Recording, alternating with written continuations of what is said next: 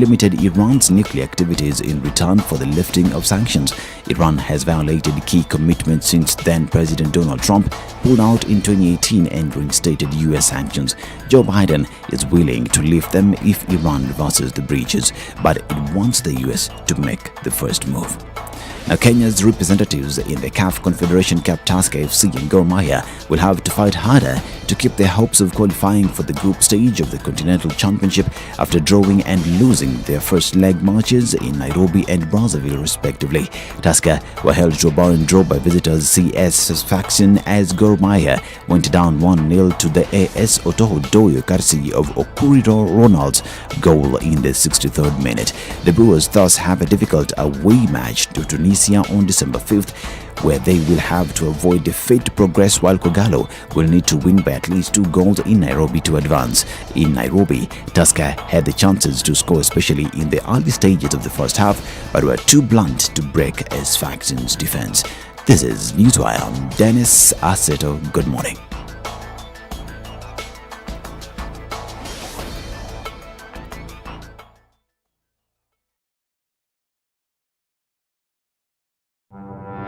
Hey, it's getting hot in here.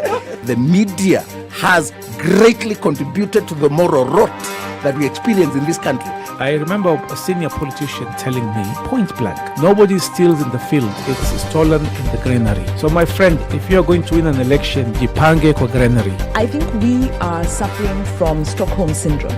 Our violator and abuser is also our redeemer in our mind. The whole political class, the whole political institution is rotten. It is based on ideals that cannot progress our country forward. This is the Situation Room, the only way to start your day. SpiceFM, Nyeri. It's Monday morning. What are we looking at? The heavens have opened and there is rain everywhere you look. But let's look at how that has affected traffic today. As you're getting into the city centre coming off Mombasa Road, it's going to take you a little while because we have quite a lot of flooding, especially right around that Cabanas area. And it's going to feed off well into Imara Daima this morning. We're also looking at Uhuru Highway, which is now christened Uhuru Highway Lake. A lot of traffic there already building up today, and it looks like it's going to be that way for some time. There is some dredging that's going on, hopefully to reduce that waterlogged situation. But as you approach the area, please do so extremely carefully. Apart from that, it doesn't look too terrible right now. We're going to keep an eye on things, however. Coming out of Westlands, that's already piling up. And we're looking at traffic on the Thika Superhighway snaking along ever so slowly. It's not too bad right now. Hopefully we can keep things down to a dull level this morning. All right, it is Monday. We're starting off the week right, I hope. Let's take a look at what it looks like in a short while. SpiceFM KE on Twitter. Text 40127. It's Monday and we want to keep things moving.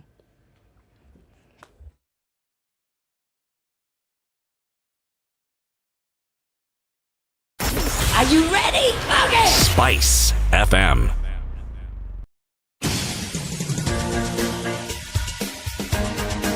This is the Situation Room, the home of hard-hitting political commentary and penetrating insights about the state of the nation. This is a talk radio experience like no other. The Situation Room, a place for hard truths, debates, and elevated conversations. The Situation Room, witty, political, engaging, deep, controversial. In the room, we have C.T. Muga, researcher, academic, seasoned political observer, a fountain of wisdom in these politically uncertain times. Ndu Okoh, Nigerian by birth, Kenyan by choice, communications expert, Pan-Africanist, a truth seeker and believer in people power, and Eric Latiff, agent provocateur, the man in the chair, seasoned journalist, news hound, a man who believes in punching up, not down. This is the Situation Room, the only way to start your day. Good morning. Monday morning, and here we are knocking at your door this week, the 29th of November, 2021. How are you doing today? A lot of things happening over the weekend, and new situations, new things, new frustrations, new this, new that, the other thing. But guess what? Here we are, alive and kicking it day to day. Glad to be here with you this morning. Kenya's biggest conversation. Ndu Okoh with you in the studio today. I'm not alone yet. CT's here. CT, good morning. Morning, Bill. How are you? I'm well, thank you. And how are you? I am fine. Lovely weather we're having today. I'm telling you, you witnessed the opening of the heavens. Actually, it opened from Saturday? It opened from Saturday night. Yes. Did some pounding thing And it has stayed open. Yes. And it's interesting because it rains and goes and goes and goes. And we complained about, it's so dry. And here we are with some rain. Well, there's an opportunity for us to complain about the rain. It's an opportunity for us to complain about the rain. No, I mean, we complained about it was dry. Fine, done, dusted. Now it's raining. We must complain about the rain. As human beings do often. Yes. But it's a good thing. I think the rain is a good thing. What is interesting, however, is that you know that we have a new water body in Kenya? We have a what? A new water body in Kenya. What? Like a new lake? Lake who? Lake Uhuru Highway.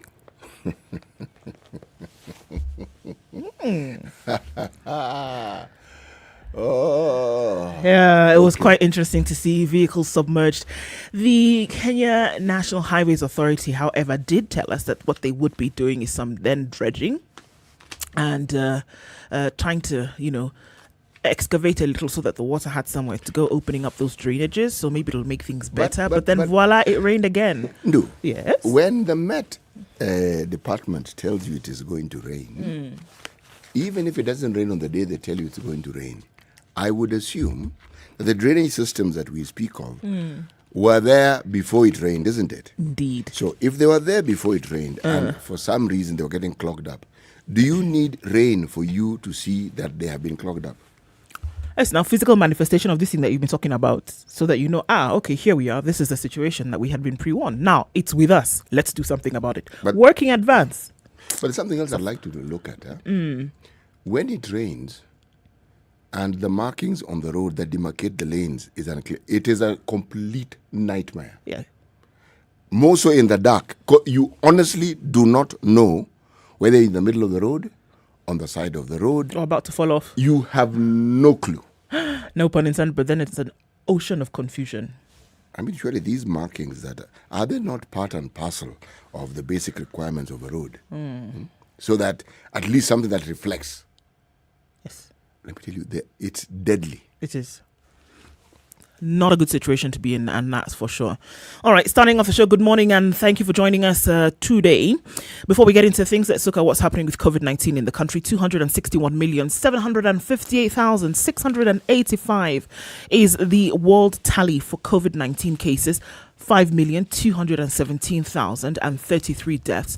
We've had 236,383,588 recoveries around the world. The conversations got really heated over the last 3 days. The travel bans that we have been seeing from South Africa, and the question is, why do we see this constant punishment?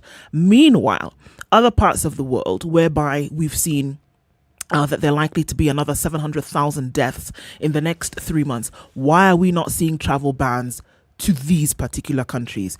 These issues have come up. People have been quite vocal about them over the last 3 days and asking the question, what is this blatant discrimination that we see when it comes to COVID-19? Of course, the attention should be vaccinate everybody. That didn't happen because in terms of certain more economically developed countries, hoarding of vaccines, etc., the other side of the world didn't get what they needed then in terms of vaccination. So then we see a new variant having come up.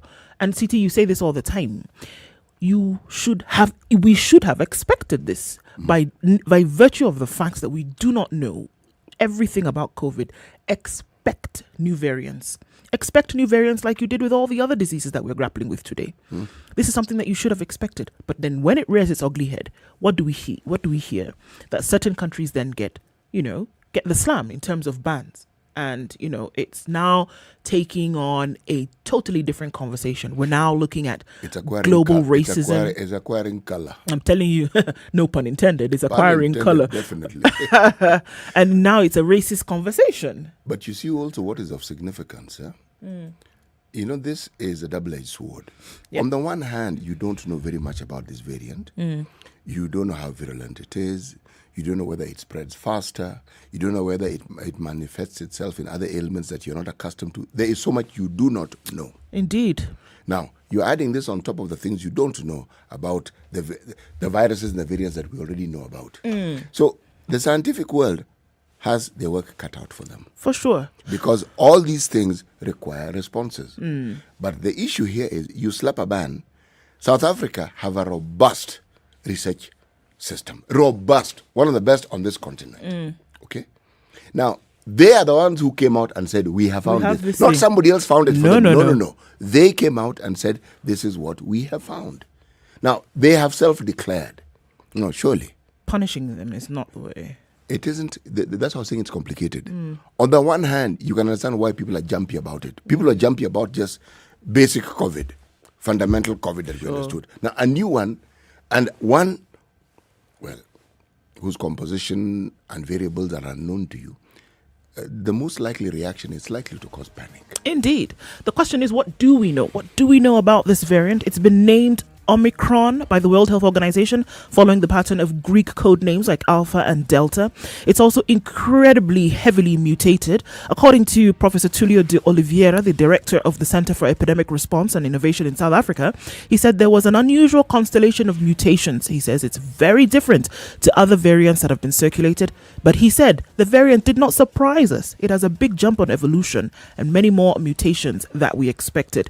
He said that there are 50 mutations overall and more than 30 on the protein, which is the target of most vaccines, and the key the virus uses to unlock the doorway into our body cells.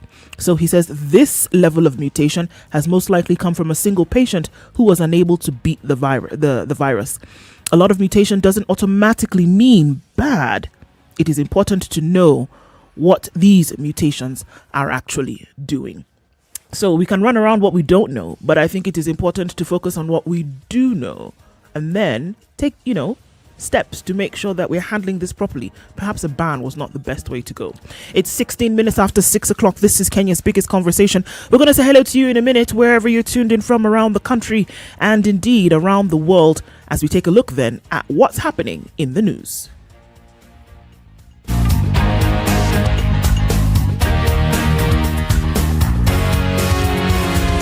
This is the Situation Room, the only way to start your day.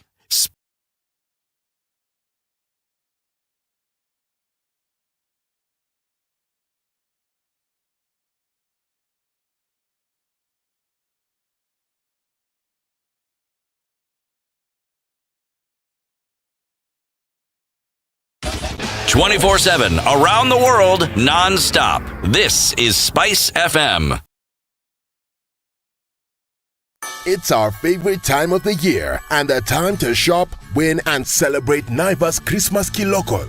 From the 5th of November to the 4th of January 2022, Naivas Supermarket is bringing back the magic of Christmas across all branches countrywide through exclusive sales promotions, instant cashbacks in the form of gift vouchers worth 2,000 Kenya shillings for 400 people daily, and 1,000 goats to be won over 12 days from the 1st of December to the 12th of December 2021.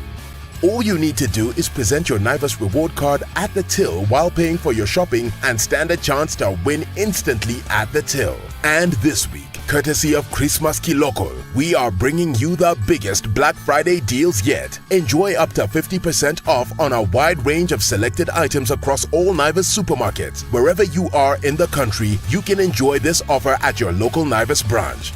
Naivas Christmas Kilokol. Shinda kokote. Sherekea kikwetu. Naivas saves you money.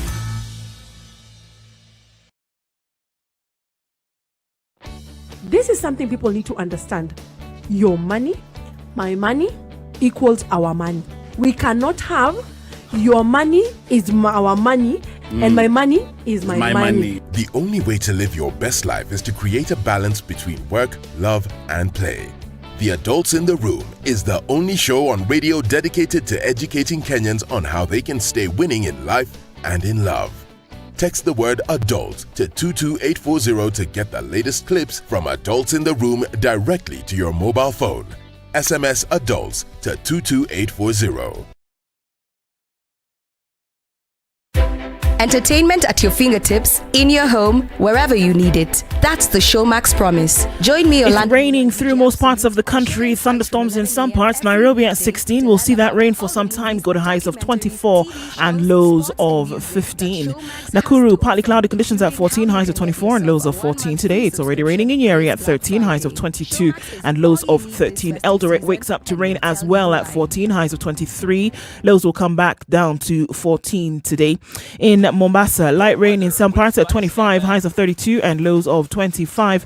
And we're looking at clear conditions, rather rainy, sunny conditions coming through in Malindi at 26, highs of 31 and lows of 25. It's clear in Kisumu at 20, highs of 28 and lows of 19. And Kakamega is clear at 19, highs of 29 and lows of 16. In Kampala, light rain at 20, highs of 26 and lows of 18. And Dar es Salaam is raining at as well at 24, highs of 29 and lows of 24. We're looking at clear conditions in Johannesburg at 17, highs of 26 and lows of 15. While it's raining in Lagos this morning at 26, it'll go to highs of 33 and lows of 25. Clear conditions in Kinshasa at 24, highs of 32 and lows of 24. Beijing at 6 degrees is sunny going into early afternoon Monday, highs of 7 and lows of -1. And right on freezing is where Paris is, and cloudy, highs of 7 and lows of -1 today. In London, 0 degrees, clear, however, highs of 5. It'll come back down to lows of 0. And New York is cloudy at 5. Coming into Monday, we'll see highs of 6 and lows of -1.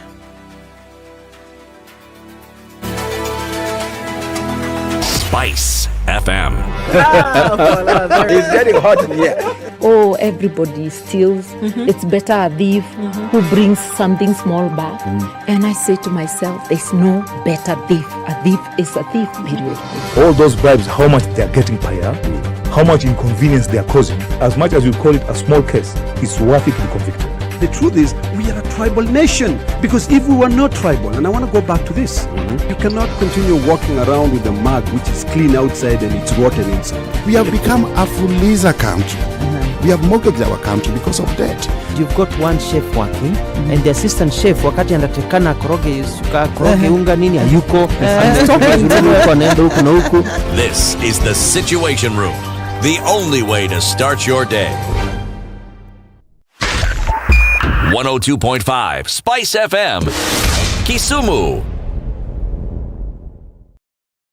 Mature, intelligent talk every morning.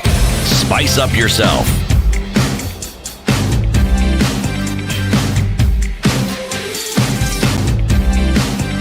Mornings done right. 94.4 Spice FM, 21 minutes Nairobi. after 6 o'clock, tuned into Kenya's biggest conversation. In the studio today with you, Ndu Okoh and CT Muga. As we get into things and see what's happening in the papers, CT, I want to say hi to people first. Quite a number of people online today. Odero Jr. says, good morning.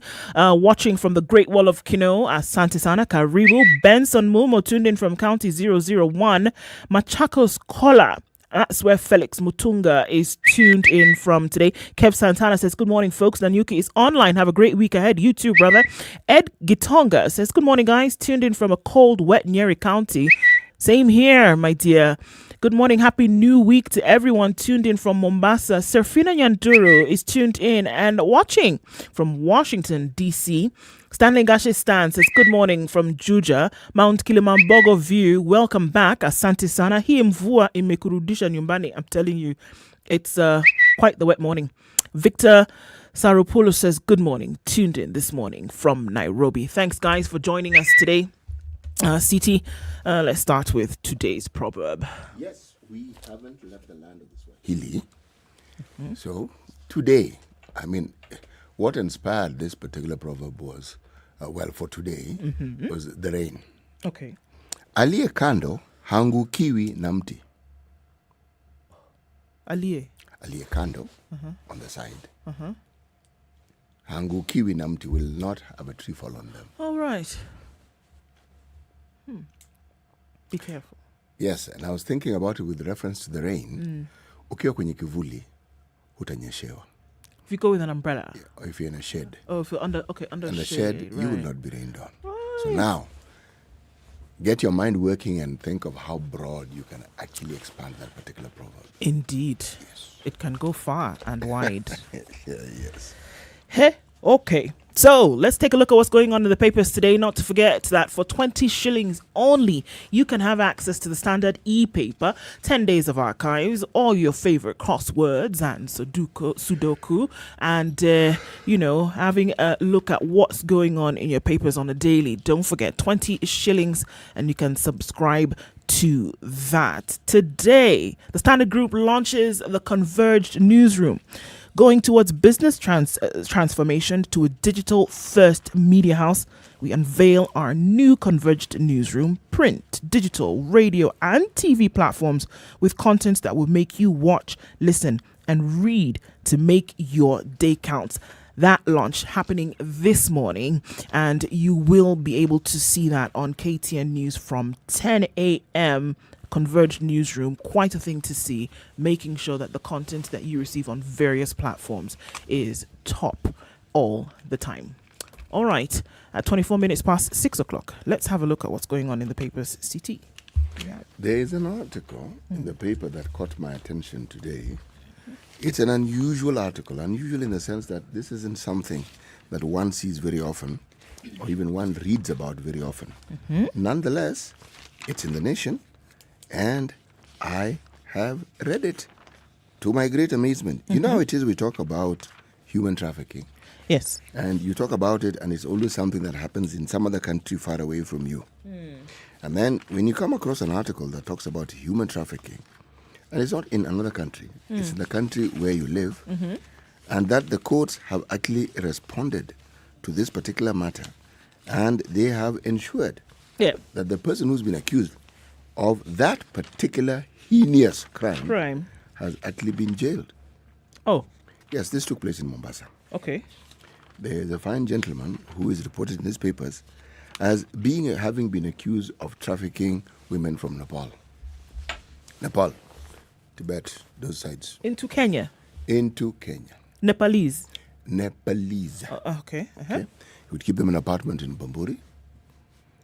And the details of what it is that the girls were doing, well, he opened a club, okay? And the whole purpose was these women were supposed to be erotic dancers. Now, I am not going to tell you to use your imagination beyond that. Okay. I'm simply going to say they were erotic dancers. Okay. Okay? But it follows a trend that has been seen of people in this line of work taking advantage of women who have very humble circumstances, financially that is, from Southeast Asia and other parts of the world, and bringing them for this. There was a time when Eastern Europe was known for this. Yes, and they'd bring women, they'd say from Russia. But you see, for most people, whether they came from Belarus, whether they came from one of the satellite states that was part of the USSR, you wouldn't know, okay? But they came into the country. And you found them in Kenya, you found them in South Africa. Now, this fine gentleman by the name of Asif Amirali Alibai Jetha, 30 years in jail for his efforts. Some would say that was not enough. You know, actually, what is enough punishment for somebody who traffics in other human beings? Because this is modern day slavery. It is. I think the kind of punishment that you would give would only be representative of what they actually should get. Those are lives of many young girls that you've then basically, thrown into untold suffering, number one. Those are parents whom you've also thrown into extreme worry. You do not know. Who wishes that upon their child? Doesn't matter whether you're in the poorest or most meager of circumstances. You don't wish that upon your child. You don't, but also what is problematic, this isn't a case where parents are being blamed for the state of their children, but there are many, many instances where parents don't really know what to do. Right. Okay. And it isn't presented because the situation is so bad? Yes. Okay. When it's presented as a job, we were discussing, if you remember, at great length, the trials and tribulations of our young people, specifically young women in the Middle East. It's the promise of a job, is it not? It is. The promise of the horrors that you then experience was never there. No, it doesn't come with it. So the parents accept because they've been told there are opportunities for work. Money sent, some money is left to your parents. In this case, you're put on a flight, and you feel in the first week or so, you think this is very, very good. All I'm saying is, it does not start out as being unattractive. It's attractive. That's why it draws you. And for many people, it's seen as an opportunity for the family to earn something where they had nothing. Sure. And I'm just trying to think, if given a snapshot into the future, and we're talking about just days, weeks ahead of the time that you made this agreement, the likelihood of now these girls or these families agreeing to these things then would reduce significantly. If you could just see what it is that you're actually going to do, then you probably wouldn't agree to it. Do think about Kenya and think about some of the poorer families we have who will willingly tell you, look, I have a son, I have a daughter, can they come and work for you? They're not coming to be computer technicians. They're coming to do housework, manual work. Indeed. Okay? Now, we don't talk about it often enough, but there are instances where something that begins as domestic work can end up as being akin to slavery. The way the person is treated, the way they're handled, the way... Domestic slavery, yes, sexual slavery, yes, everything so many about things. their lives. Yeah. Everything about their lives. So it's something that we see happening. And one of the reasons why we probably don't kick a fuss is because traditionally it's been accepted that it is something that is done. A poorer relative goes to live with a relative who's relatively well. Yeah, so we don't frown upon it because you're living amongst people you know. Yes. Okay. Okay. It's a heavy thing to discuss for sure. And that it's making the news that this gentleman now will have to stay behind bars for what he's been doing. He can appeal, of course. Indeed, of course he can. But it's a good start. It is. All right, it's 6:30, and CT, we're going into the festive season, coming off of the last week where many celebrated Thanksgiving in other parts of the world. Guess what? An opportunity then for you to be able to enjoy from the very comfort of your phone or even at home. Showmax is bringing video on demand at its best. Now, just imagine for a minute, CT, that you have access to back-to-back seasons of your favorite show. Your favorite show is what again? Your favorite show. Show as in movie or as in what I like watching? Series, that one. Movie. I don't really have. What I like sports. You do? Yes. Now, imagine this. Back-to-back, right? So let's just throw everything in there for you. Okay, imagine you can access back-to-back seasons and bouquets of hundreds of movies.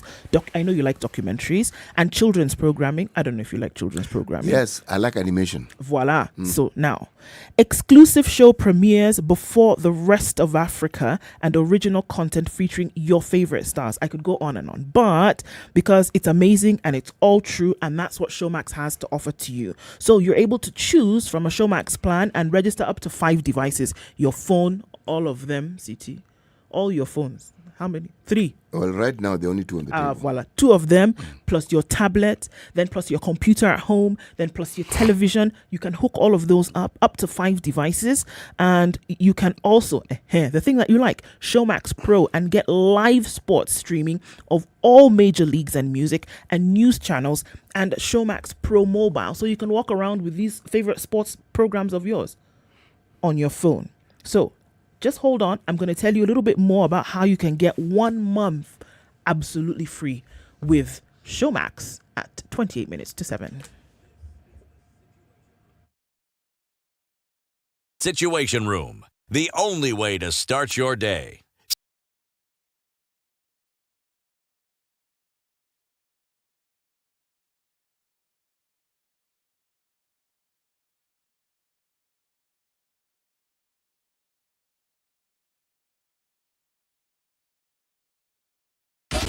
"24/7 around the world, non-stop. This is SpiceFM.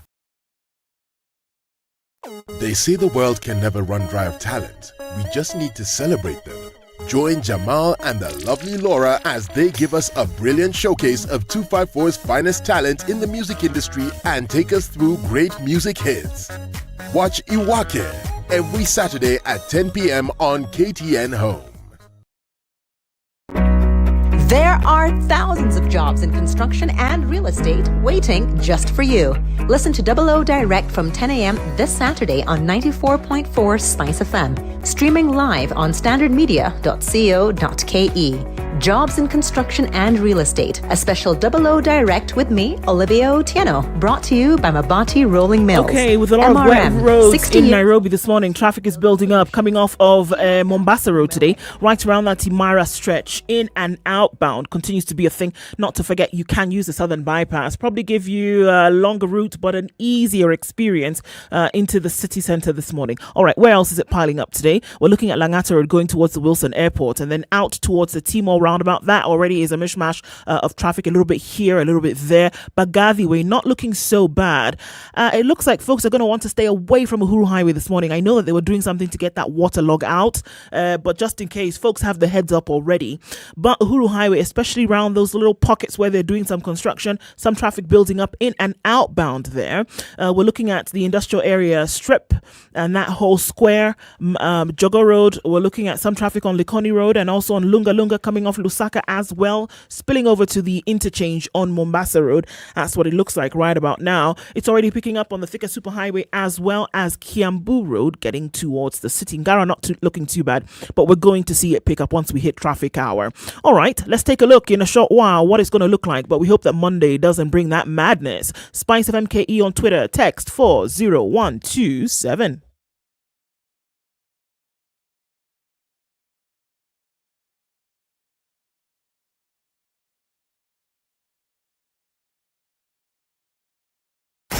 Are you ready? Okay. Spice FM. Mature, intelligent talk every morning. Spice up yourself.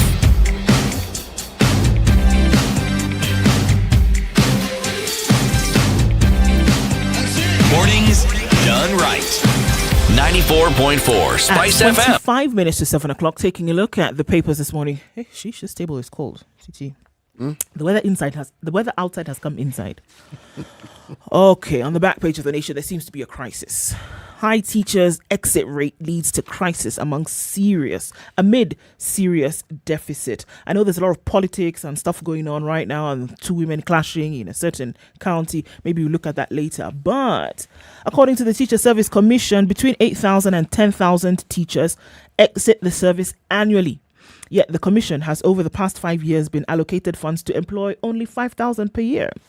This is way below the target of 12,626 tutors per year recommended in the TSC's 2019-2023 strategic plan. Okay. Like a leaking can that can never fill, more teachers are exiting the service every year than the government can replace them. This means the country's dream to improve teacher-learner ratio remains a mirage as staffing gaps in public schools persist. While the United Nations Educational, Scientific and Cultural Organization UNESCO recommends 40-1 in terms of ratio, some public schools in urban areas have one teacher attending to more than 100 children. So that's double plus sum of what they should actually be attending to. According to the TSC, between 8,000 and 10,000 teachers exit the service annually, yet the Commission has over the last 5 years been allocated funds to employ only 5,000 per year. This is way below the target. The persistent shortage is a major challenge, especially to the implementation. Just hold it. Sir? Go back to that. The allocation of 5,000 per year. Go just before that and then come to the 5,000 again, please. Okay. According to the TSC, between 8,000 and 10,000 teachers exit the service annually. They're done. Okay, good. Right? The money. Yet, the Commission has over the last 5 years been allocated funds to employ only 5,000 every year. Okay. When they say employ, that is, I am assuming, you've been given money to employ in addition to the people who were already there. Yes. So now when they exit, there is a gap. Yes. And there is a salary you used to pay them that you no longer pay them. Yes. So what happens to that salary? This is the question. Where does it go? Because so now you had 8 to 10,000 people who were leaving. Yes. They didn't go with their salary. You don't continue paying them when they're out of employ. You don't. Right? Yes. So that money still remains with you. Let's just, on the lower side, keep it at salary for 8,000. It's still in your hand. It is in your hand. Essentially. And then you've been given another 5,000 Yes. in terms of now salary and monies and etc. facilitation. Yes. So for another 5,000. So at any one time, you should be able to hire, if this is true, that 8,000 are leaving every year, then let's make it 5 so that we can say, well, yes. Let's say 5,000 are leaving every year. So you have money in your hand to hire 5,000 already. Then government is giving you another 5,000 every year. So that's 10,000. So at any one time, you can hire 10,000 teachers. Yes. So why is there a deficit? I don't know. Unless that article has been written with some gaps in it, I actually do not see and I don't understand. I don't see what the problem is. In fact, it is a good thing. Had they told us that nobody is leaving, it still would be the same thing, because you still have teachers and you can still bring in 5,000 more. Because this gap that they're looking at, they need to get to 12,060 in order to make things balance, right? You should be at that number. It's the same discussion that you can have when it comes to civil service. Every year people do retire, Yes. Now, there are more people looking for jobs than there are those, the gaps that have been provided for. So if someone says they have an allocation to employ people every year, I am taking the view and I'm assuming that it is something you are given to employ anyway, irrespective of whether people retire or not. So when they retire, surely, replacement, a number. In addition, a number. But it's being presented as though you can only employ 5,000. And it's being presented as though you did not know that people were going to leave. The reason why you've given us this number 8 to 10,000 is because this is a trend. This is how it has been happening over time. And those who are giving you this money to hire 5,000 have also taken this into consideration, that there will be people who are leaving at the end of the year. Essentially, what you're saying is that this is knowledge, this is advanced knowledge. You know in advance that this is what's going to happen. So it isn't as though you begin the year and this is the shock that awaits you. It doesn't await you. You know. You know they're going to leave. So what exactly is the story telling us? I don't understand why there's this crisis or there's a serious deficit. Where is this allocation for those teachers who've already left going? Now, according to Nancy Macharia, who is the CEO of the TSC, when you're given 5,000 teachers only and you have a shortage of 100,000, you don't even know how to distribute them, she says. All right, so this is where she's going, that the shortage is 100,000 and only 10,000 are leaving every year and they're only getting 5,000. So let's say, give or take, they can only fill 15,000 slots every year and they need to hire many, many more. This is what she's saying. Right? They need to hire much more than that number that they have. Okay. This is the problem. That they need a lot more in terms of allocation. They're not getting enough. The reason why there is a discipline that focuses specifically and squarely on the inadequacy of resources, that's economics, is for this purpose. Resources are always scarce. It's just a simple fact. And that is why they require management. So how best do you manage this resource? How else do you handle it? Now, the issue of innovation and what young people should do, that conversation is one for another day. But for now, you're talking about people who've been trained and who need jobs, okay? Part of the training just shouldn't be like the song that we heard when I was a young man. So many vijana, na muongeze bidii, mwisho wa kusoma utapata kazi mzuri sana. The song right now, all that, then it comes to the end, mwisho wa kusoma hutapata kazi mzuri sana. Sio lazima utapata kazi. That is something that ought to be said up front. And what also needs to be said up front is train people in understanding what else they can do. Just don't throw the word innovation there. That doesn't help. Don't throw the word entrepreneur into that discussion. It doesn't help. It just sounds fancy. No, walk people through the alternatives that are there. For instance, country X employs people or likes with this qualification. Okay? Put it out there so that when someone is in the colleges that we train our people, they know. In our country, the jobs that are available are X. And they're available every year. Because the truth is, every year the government does employ people. Yes. Every year they do. And tell them, in the government sector, in this ministry, there'll be this. In advance.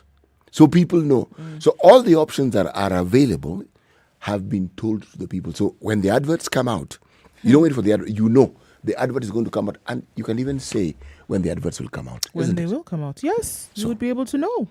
And we do see those adverts. The other day, one saw adverts coming out about the judiciary. Yeah. The other day, one sees about the military. One always sees these adverts. We're going to have a conversation at 8 o'clock about, this high unemployment rates in the country. Those who've gone to school, gotten the requisite skills and expertise to be able to go forward, and then say, you know what, with all the jobs that we have, with all the education that we have, why are so many folk jobless? Or is that the situation? We're going to come back after the short break and have a look at more stories making headlines this morning. Kenya's biggest conversation at 17 minutes to 7 o'clock.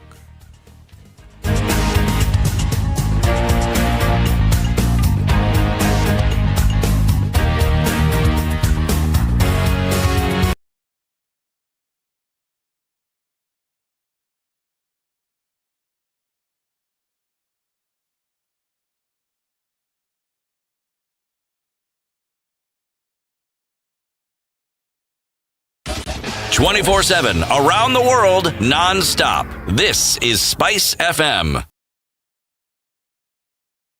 Hello. Halo, umesikia? Nimesikia nini? Hujasikia habari? Hebu acha nikuambie. Kile kimetokea. Hello? Hello? Hello? Don't wait for hearsay. Dial *550*1# to read the Standard e-paper from the convenience of your mobile phone for only 20 shillings from your telecom line, and stay up to date for a reliable source with over 100 years of experience with no additional data charges. Bro, na si watu wamejenga manyumba hii area. Kwanza angalia ile. Are you seeing that roof? That color? Sio ni nyumba mpya? That's not a new house, bro. That's a Covermax roof. Covermax? Covermax. It's more than just a roof. It's color that lasts. Ukiweka, umeweka. So whose new house is that anyway? Really nice. Ni yangu. How's that possible? Good choice from me. Covermax didn't let me down. It's good to have a long-lasting roof when you have a family, you know? Covermax roofing sheets with advanced color coating technology. A quality product from Mabati Rolling Mills. There are so many people peddling what is false, and that it bears remarkable resemblance to what is true. Politicians have their agenda, and their agenda is to use every opportunity to sell that agenda and to loot this nation. I have seen major strides that are done in this country when we talk to each other as against talking at each other. We start getting back into the tribal cocoons which were put to us by the colonial powers. They gave us physical freedom but not mental freedom. We're still mentally colonized today into these cocoons of tribe. Now, if you live in an area where it's difficult to find a dog, he's a goat. I kid you not. In which part of this country? 102.5 Spice FM, Kisumu. Mature, intelligent talk every morning. Spice up yourself.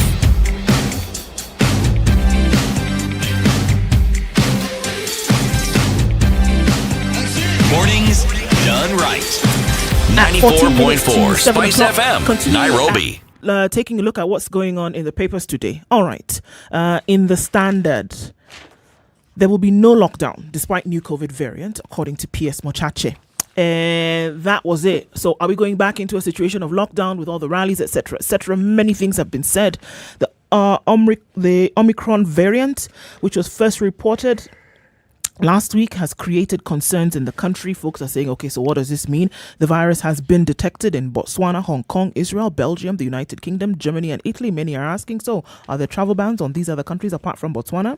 The government is adopting precautionary measures to ensure the new variant of COVID-19 does not interrupt the economy, especially tourism that peaks in December. We're going into that travel enjoyment month. The new Omicron variant, B11529, was first reported in South Africa last week and has created concerns in the country and globally. This comes after the World Health Organization warned of increased risk of reinfection with its variant as compared to others. However, Health Principal Secretary Susan Mochache ruled out recurrence of lockdowns as stringent measures, including intensified checks at the country's entry points, sealing up vaccination drives, and observance of prevention measures are being enhanced. Okay? And she said, because of the variant, many countries have taken restrictions, but at the end of the day, we must continue to ensure we operate in an environment that allows trade to continue without economic disruption or depression. Omicron, which was at least 32 documented mutations, was first detected in Botswana. The cases have been detected in Hong Kong, Israel, Belgium, the United Kingdom, Germany, and Italy.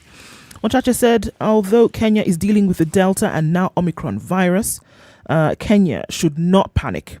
If we all adhere to protocols, ensure vaccines are taken, there is no need for anyone to panic, because that is the only way we can secure the country.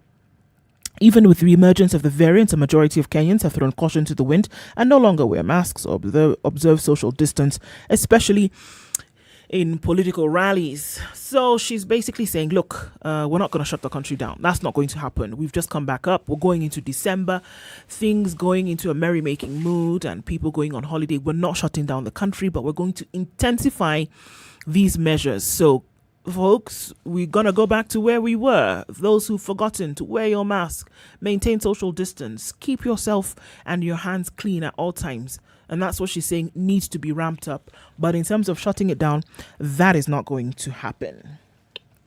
Okay? Political rallies, however, she's saying, some of those things that you guys, as you're attending those political rallies, keep your mask on. The thing that worries me amidst all this is not even COVID. No? For our country, the situation in Ethiopia is extremely worrying. It's been a while since we saw such open conflict. And this is open armed conflict. Both sides claiming that they're the cusp of winning. Both sides claiming all manner of things. And yet, the humanitarian disaster in Ethiopia is of epic proportions right now. Yes.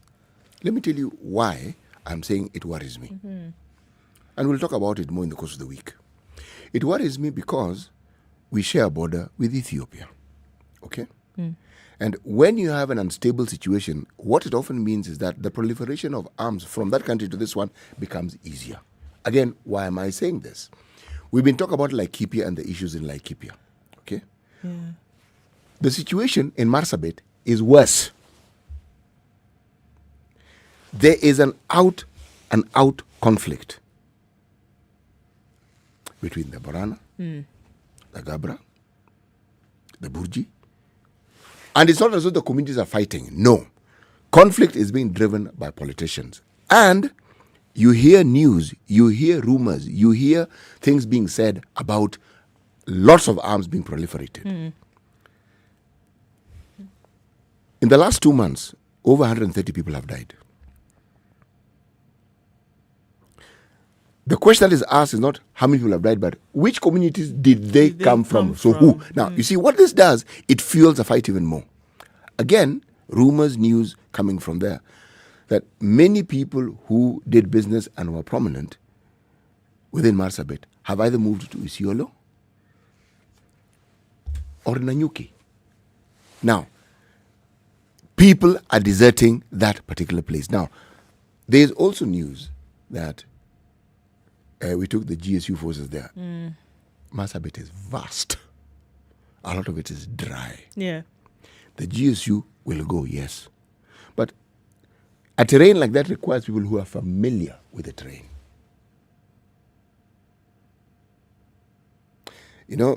There's a mission in Marsabit called Wamba. Before that road was built, there were Wamba Hills. Yep. What the thugs and thieves and thugs and bandits would do was they'd be on the hill firing at cars. Once the cars stopped, then they would come down and rob people. They're just thieves, okay? Now, the moment that infrastructure was sorted and the road was made, that story ceased. Because you can't drive fast on a bad road. No. What am I saying? I'm saying that one of the things that isn't often spoken of is when there's conflict in one country and it's your neighbor, it spills into your country also. So are you saying that we are seeing the effects of what's happening across the border then right here? I'm saying advantage is being taken of that situation because it is easier for instance, if the government of Ethiopia is engaged in a war, a civil war, do you really think they are going to be concerned about border crossings and things like that into Kenya? No, that's a country that they don't have a quarrel with. That's not their immediate concern. Yes, exactly. Sure. So that's what I'm saying. It makes it easier for certain things to actually take place. Yes. I hear you. And like you said, going into the week, looking at what's going on in Ethiopia and the fighting that continues there, not far from it is what's happening here in the country. Every time one of our neighbors has had issues, what we refer to as our porous borders now become gaping holes. Indeed. Yes. And there's a very, very serious direct consequence on our security. Definitely need to be looked out for. Stop hiring out buses to politicians, schools are told. Amani National Congress Party leader Musalia Mudavadi has raised concerns over the use of school buses by politicians to ferry supporters to their events. Now, let's see why. Let's see why. Castigating the vice that has now become a norm, Mudavadi said the move is against the Ministry of Education's directive that requires the buses to be only used by students for school activities. All right. So he was addressing the media in Eldoret. The Amani party leader wondered what would happen should those buses be involved in accidents while ferrying people other than students. Not that it would be any better if accidents happened when they were just ferrying students, but okay. Should the buses be involved in accidents, and we pray it doesn't happen, will the schools call upon the parents to raise money in buying new ones again? Mudavadi has now called on teachers to desist from hiring out the buses for political events as well as other not school-related activities. We have seen double standards in this country. Professor George Magoha, for instance, directed that school buses should not be used for private functions, yet politicians are doing the exact opposite, and such politicians are not even questioned. In political events held by both the Deputy President William Ruto and ODM leader Raila Odinga, school buses have been spotted at the venue with no students on board. Last week, Raila's tour of central Kenya region, buses from Nyanza region were spotted in the venues of the events. Another thing schools should take note of before hiring out buses to politicians is the issue of insurance in case of injuries. Will the insurance companies cover the cost of the victims who are not students authorized to board them? So he said, look, this kind of thing ought to stop. Stop using buses to ferry people to political rallies. Use something else, I guess, is the lesson there. Mm-hmm. You know, one of the things that I keep reading with reference to our politics is how it is that depending on who is speaking, they always talk about the money that is offered. It is okay, you take it. You know, and then there are others who will then claim and say, you know, you shouldn't actually take it. This money. Do you see any of our political bigwigs coming up with something that you can consider substantive, something you can hold on to and say, beyond the promise of I will do this? Have you, maybe it's been said and I missed it. Have you come across? In my short-term memory, I actually cannot think of anything, save for saying it. Yes, walking people through and say, folks, this is what I'm saying. Let me tell you what I'm going to do. Okay? This is how I'm going to do it. This issue of unemployment, we're going to employ people. Let me tell you what we're going to do. Beyond the statements of I will issue, I will give, I will. When I become, then I will. No. And say, before we get to that particular position where I am now declared, let me tell you what I've been doing so far as we head in that direction. Have you had that conversation? No, sir. Unfortunately. I've looked far and wide, high and low, under things and behind others. Unfortunately, no. The how is what is missing in a lot of these conversations. The how. And you know what the how requires, CT? The how requires some real consulting. It requires some real thinking, planning, and developing. And now when you do things like that, it really shows that you want to be able to serve this thing to people. If you're going to do your homework, if you're going to sit down and actually plan it through, then that means that you actually do give a toss about what's going on. You just come and say things. We could be anybody. So let me talk about something a little more positive that is actually being done. Remember there was the refurbishment of the Kisumu Nairobi railway line? As of next month, according to news from the Business Daily, one Philip Mainga, who is the MD of Kenya Railway, has announced that from next month, I have looked for the specific date when next month, but I don't see it. But from next month, passenger train, day and night, will be traveling from Nairobi to Kisumu. Wait. Sorry? Okay. Once upon a time, in Kenya, there was something called the Lunatic Express. Yes. Okay? Morphed Ethiopian Railways and Harbours, morphed Kenya Railway, died. Okay. Resurrected. SGR, brand new. Right. Kenya Railway, revamped. Now, Railway to Nanyuki, built, working. Railway to Kisumu, launch. From next month, being December. Day and night. Railway carrying people, carrying goods and service to Kisumu will be resumed. This is a good thing. It is a wonderful thing. I'm telling you. In time for Christmas might even be better, no?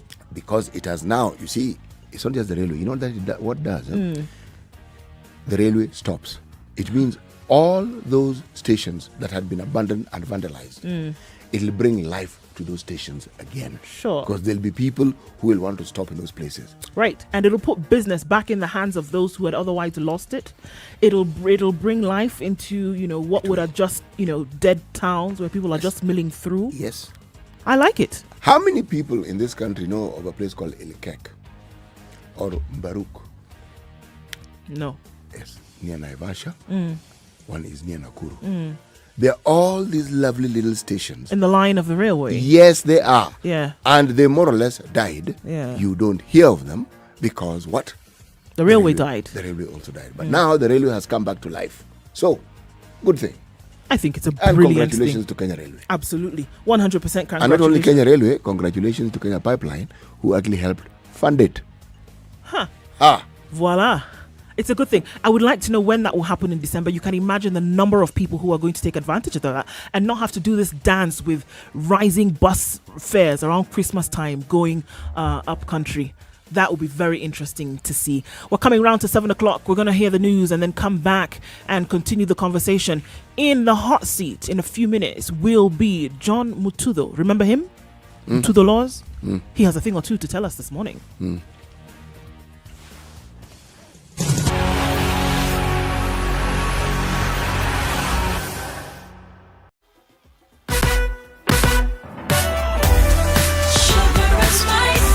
The latest news from around the world. 94.4 Spice FM.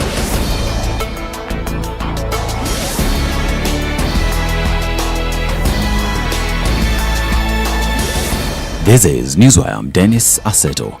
Kenya is not planning to close its borders immediately due to the new Omicron COVID-19 variant believed to have originated from South Africa. According to Health Principal Secretary Susan Mochache, the government is determined to ensure Kenyans operate in an environment that is not hampered by an economic depression as a result of the pandemic. She, however, pointed out that the surveillance has been put up in various points of entry where everyone will be screened and show proof that they have been vaccinated. She also encouraged those yet to be vaccinated against COVID-19 to do so. These, as Kenya recorded 11 new COVID-19 infections tested from a sample size of 2,463 people. The new infections, with a positivity rate of 0.5%, pushed the tally of confirmed positive cases to 254,951, and the cumulative tests so far conducted to 2,827,102. From the cases, 9 are Kenyans, while 2 are foreigners, 7 females and 4 are males. The youngest is a 19-year-old, while the oldest is 81 years. FKF President Nick Mwendwa is expected to be presented in court this morning to face corruption charges. Mwendwa has been in custody at Gigiri police station since Friday when he was arrested by DCI officers. The prosecution has already handed over the case file against Mwendwa to his lawyers, with his lawyer Eric Muthui saying they were aware of the new charges against their client. Mwendwa was first arrested on the 12th of this month before being set free after the prosecution asked the case file be closed for lack of sufficient evidence. Now, the Kenyan Meteorological Department has warned of heavy rains in 32 counties. The weatherman says that the rains could cause floods in some parts. In the capital, Nairobi, flooding was reported on sections of Mombasa Road and Uhuru Highway, rendering the roads impassable for several hours. The Met Department said the remaining counties of northeastern, northwestern, southeastern lowlands will generally remain dry, while strong southerly winds are expected over parts of Turkana and the eastern half of the country. The country has, in the last 1 month, experienced dry weather with sporadic showers in some parts. Now, Orange Democratic Movement Party leader Raila Odinga has reiterated his call for unity in the country as we plunge into campaigns ahead of the 2022 general election, saying it is the only ticket to a prosperous country. Speaking when he attended a church service in Donholm, Nairobi, Raila urged Kenyans to shun tribalism and embrace each other. The ODM boss was accompanied by several lawmakers who rallied Nairobians to back him up in next year's poll. This as businessman Jimmy Wanjigi has vowed to challenged the ODM leader Raila Odinga for the party's presidential flag bearer through the nomination process. Speaking at AIC Daystar Church, Wanjigi said Odinga should retire politically and leave the youth to take over. Meanwhile, Wiper leader Kalonzo Musyoka recalled his time at ODM in 2007, urging Wanjigi to be ready to fight for his position. Odinga has not yet announced his candidacy for the presidency, with the announcement scheduled for next month. And critical talks with Iran to prevent the collapse of a nuclear deal are to resume in Vienna after 5 months. Officials will discuss the possible return of the US to the 2015 accord, which limited Iran's nuclear activities in return to the lifting of sanctions. Iran has violated key commitments since then-President Donald Trump pulled out of the 2018 and reinstated US sanctions.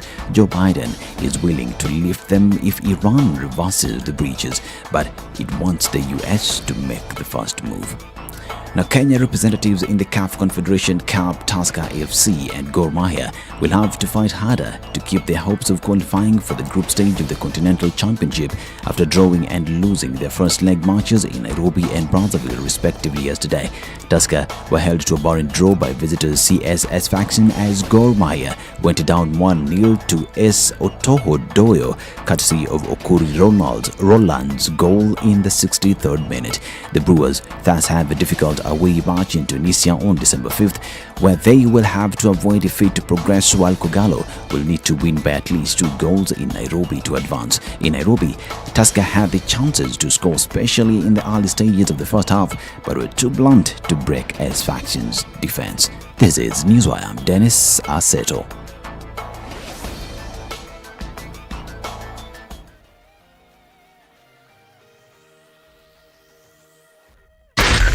SpiceFM, Nakuru.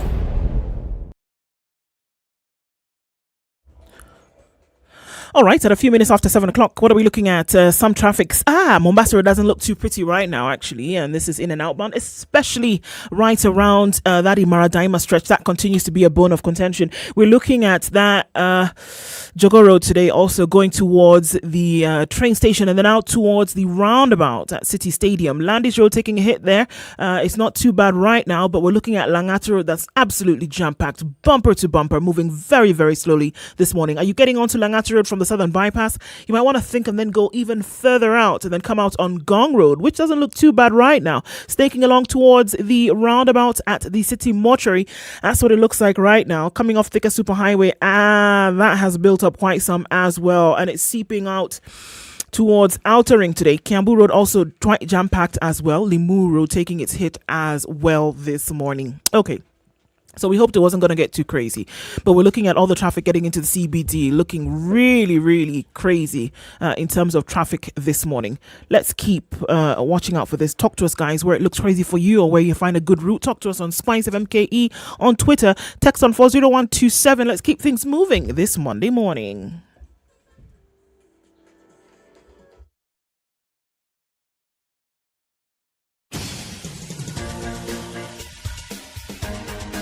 This is The Situation Room, the home of hard-hitting political commentary and penetrating insights about the state of the nation. This is a talk radio experience like no other. The Situation Room, a place for hard truths, debates, and elevated conversations. The Situation Room, witty, political, engaging, deep, controversial. In the room, we have C.T. Muga, researcher, academic, seasoned political observer, a fountain of wisdom in these politically uncertain times. Ndu Okoh, Nigerian by birth, Kenyan by choice, communications expert, Pan-Africanist, a truth seeker and believer in people power, and Eric Latiff, agent provocateur, the man in the chair, seasoned journalist, news hound, a man who believes in punching up, not down. This is The Situation Room, the only way to start your day. At 7 minutes after 7 o'clock, it is the 29th of November, 2021. And wherever you are around the country, you're tuned into Kenya's biggest conversation. This is The Situation Room on this last Monday of November 2021. Where are you tuned in? Around the country, around the world? on 94.4 in Nairobi, 102.5 in Kisumu, 90.9 in Nyeri, and online as well. Live streams are up on SpiceFM KE, Facebook, YouTube, and Twitter. We're kicking off the second hour of the show this morning and having a serious conversation today, and I'll let you know with whom in a bit. Before that, let's start with today's proverb. Siti? Aliye kando haangukiwi na mti.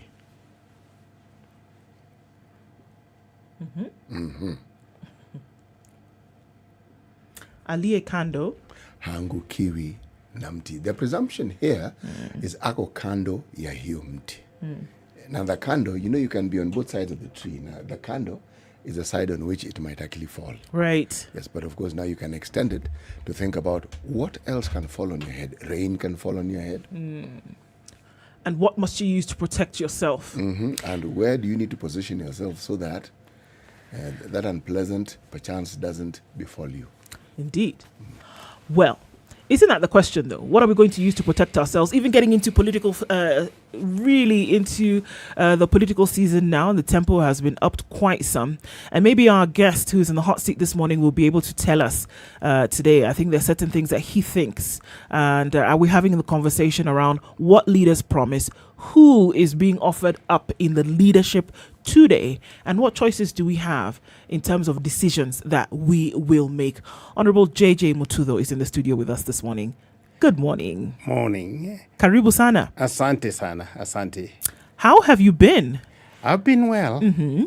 I'm enjoying 5 wonderful years when you just sit by the bench and observe the prayers. Right. Analyze their moves, look at the good things they're doing, and then take a decision or make a move out of that. Okay, so let's go before those 5 years just a little bit. I mean, obviously we know your name. The Mutudo laws came about because certain things you refused to keep silent about, and then everybody just knew, until it even became a thing. Well, we're not going out tonight, or we're going to be back by a certain time, or we're not doing 1, 2, 3 or the other because, there's Mutudo. Right? Yeah, sure. So obviously that was you not being silent about certain things. Yeah. Right? You know, and saying, we sitting in Parliament and then also saying, look, I'm going to use my position to do a little bit better. What fueled that then, if you can just do a quick recap? A lot of things, but a principle, the trigger point, maybe that's what would be important, that when in Parliament those days you would get duty-free cars. You buy any vehicle you imagine. Some even bought airplanes, and it was duty-free. Yes. So I ordered the state-of-the-art Mercedes S600, really special. And it had a lot of specs. I mean, it is out of this world. I paid the deposit at Parliament so that they can transmit to DTW. Yeah. And that same day, I was driving another four-wheel drive. I was driving a four-wheel drive of Toyota. Land Cruiser, the popular one you see, VX, then V8 and so forth.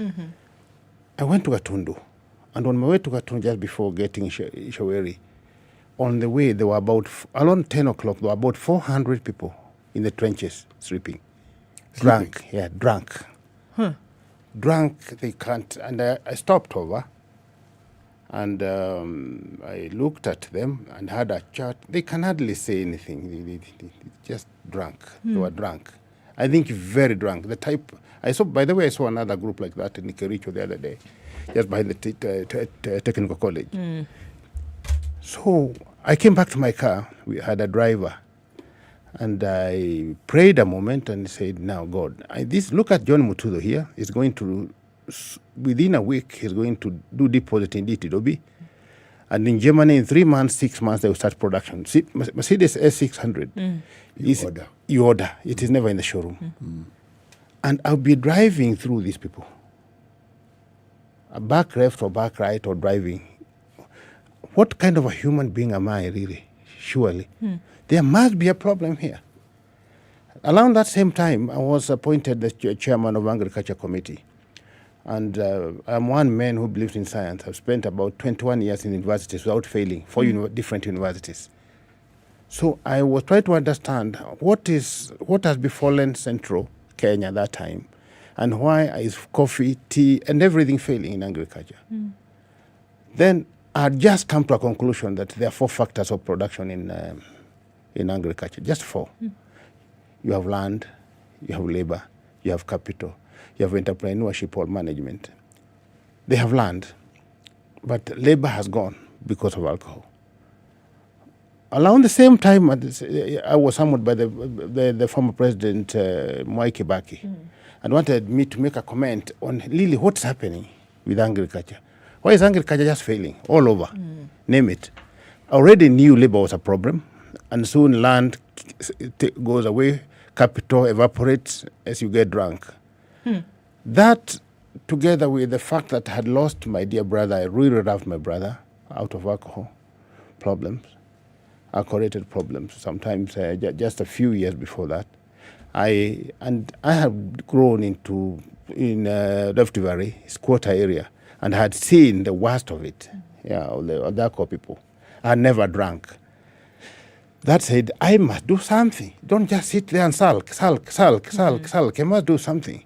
I investigated, why don't we have an effective law that will control the production and consumption, and not banning, but control the production and consumption of alcohol, and bring sanity to this industry, because they don't have it in Europe, they don't have it elsewhere. They never used to have it in traditional African system.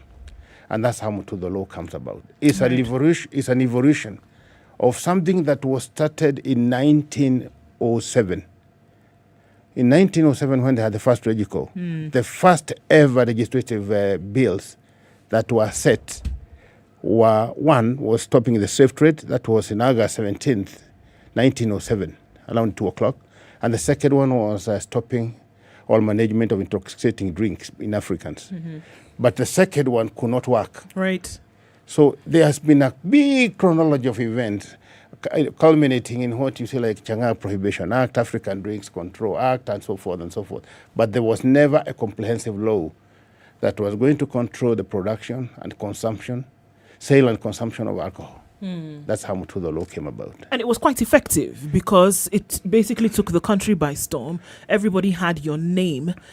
So you, of course, you were then synonymous with this kind of revolutionary thinking whereby we said, look, this thing that had controlled people previously, we're saying, look, can we just manage it a little bit better so we don't have people lying in the trenches. Yes. We don't have people not even aware of their whereabouts, that we'll be able to then do something meaningful and not have these accidents, terrible accidents. Like I witnessed a terrible one this morning at 4 in the morning coming to work. It was really bad. And unfortunately, somebody was drunk.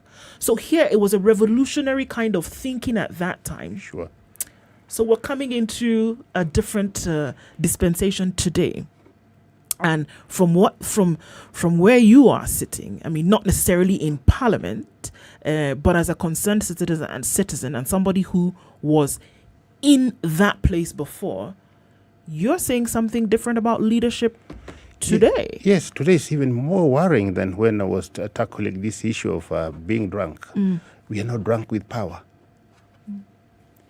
Let me draw you back a bit and tell you, from 1955, when they were taking the late President Moi, when he was the representative of Rift Valley, to become the MP, literally the MP for Rift Valley, 1955 to 1978, the leaders who were elected and who volunteered themselves and offered themselves for elections came with one philosophy: it's our time to serve. It's our time to serve. That changed in 1979 and was perfected 2013 and 2017. It's our time to eat. So the eaters and the eating group have evolved so fast and so dangerously that they have forgotten the reason, the rationale in people's representatives. They have forgotten why did we have to have members of parliament in the first instance in England, around 17th or 18th century. It's because people wanted to be represented. They had no problem in paying taxes, but they wanted to have a voice in whatever your decision you take and how you're going to use this money. But let me ask you something. Even as you're speaking, and I'm taking my mind back. What happened? Yes, people decided that they wanted to grow rich, and the source of that wealth seemed to emanate from plundering state resources. But what changed? Why, in your mind, did people opt out of the whole ethos of service that they started off with? It was, first of all, I would say that the then President Moi, who had done 15 years as a very active vice to the late President Kenyatta, had seen the elite Kikuyu who enjoyed power and glory. They had seen them doing high-rise buildings, owning jumbos and things like that. He came from Baringo. He knew his people could not come anywhere close to what Kiambu were enjoying that particular time, just because of money. Their people are poor, and from the Valley, Baringo. And certainly, he had to find a way of retaining power, staying in power, and having the cahoot of strong people like Biwott and all these others who would hold him into power and who are rich. And that is my thinking. Number two, he had already faced a lot of austerities in 1976, changing the constitution. And the reason they were giving why they didn't want Moi is not that he was not effective as a deputy, but he was a nobody in the circles of people. From Kiambu. From Kiambu. So those cartels there, he felt offended that working so hard, so faithfully for his vote, some people still felt it was nothing. Just like today, I'll tell you, and I would really ask you if you are near the highway, you need to just wake up stay late, work late, conveniently, till 10 midnight, and go by this highway just next to the airport. You see a breed of Kenyans who drive cars that even Americans don't drive, but they drive between 11 midnight because they just can't stand matatos, they can't stand us with these retro cars. This breed of Kenyans who are in this world, who think they are in this world by mistake, this part of the world by mistake. There are those who claim, if you're talking about the history of this country, with the Ndegwa Commission. Sure. And the one aspect, you see, people talk about this was the only thing that was in the Ndegwa Commission. But it's the thing they point to, that the Ndegwa Commission then allowed for something to come into play. Civil servants were allowed to conduct business. Sure. So now, looked at just superficially, it therefore means that you removed any cautionary measure of conflict of interest. For sure. Because there is no entity in any country that has more money than the government. For sure. And this time around, they now started making budgets that are tailor-made by the thieves who are stealing the dams, the thieves who are stealing the highways, the thieves who are stealing the hospitals. So by the time the documents come to Parliament for budgetary approval, which is supposed to be really the sacred role of Parliament, it's already predetermined. You see tenders advertised even today in your papers. Until now, most of these tenders have their owners. Right. They have their own directors. So you waste a lot of time bidding and doing things, but they're already it's predetermined robbery. Yeah. So we've heard this a couple of times. I think even last week Thursday we were told this once again, that Parliament, for example, is captured. Parliament is in the pocket of the executive, and this is not something that has started just now in the life of this particular parliament. It's something that has been there before. So what you're saying, Mheshimiwa, is that yourself also has seen this. So are we saying that we do have lame duck parliaments, and we've had lame duck parliaments from time immemorial, and it's going to continue to be the trend so long as the one in the executive wants certain things done a certain way? Is that what we're saying?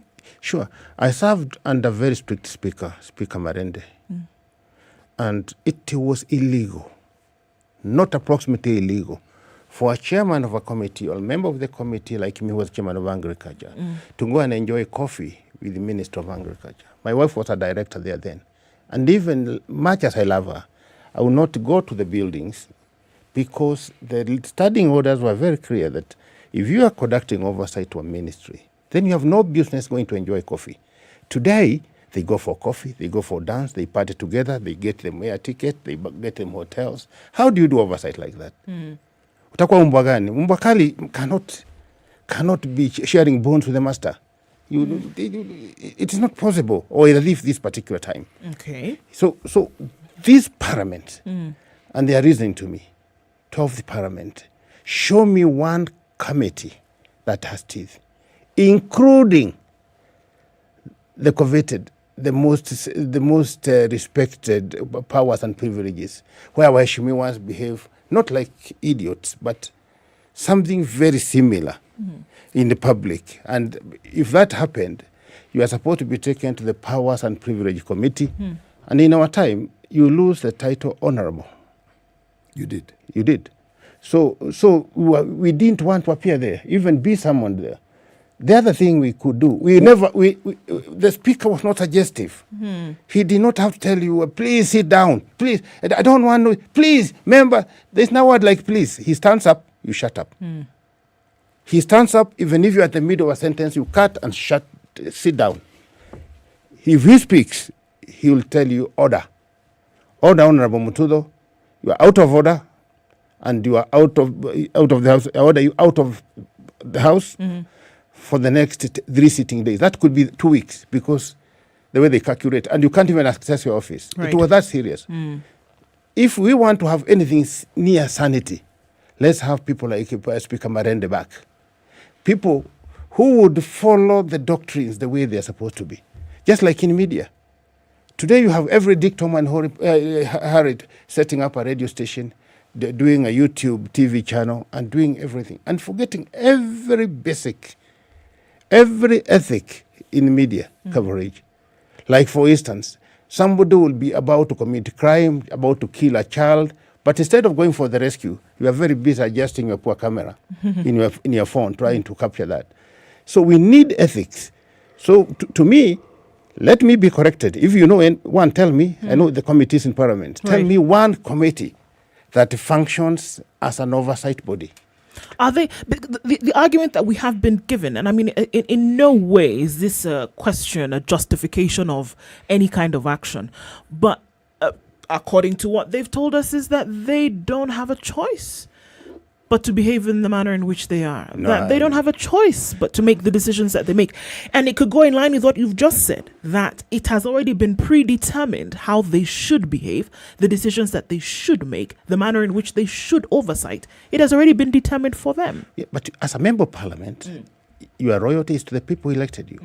I stood firm and said, you can't sell Mumias. You can't sell Nzoia. You can't sell KPCU.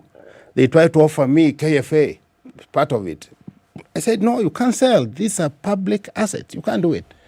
I was summoned by those ministers, not summoned really, but they sent a lot of emissaries. Please tone down.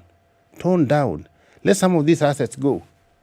And if you look, in my committee, I even summoned the EACC boss, I summoned the KCB boss that particular time, who wanted to auction. And they went to auction and stopped the auction for KPCU. There would be no KPCU today.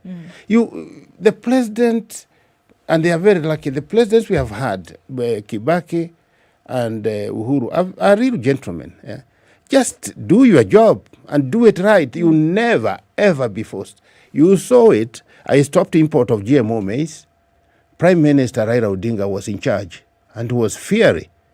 But he respected my decision because I had science that this maize was not only having aflatoxin, but was also GMO and could result in serious cancer. You saw it. And you see, if you do your job, nobody's going to victimize you. You saw me evict Babu Owino from University of Nairobi when I was chairman Nakada.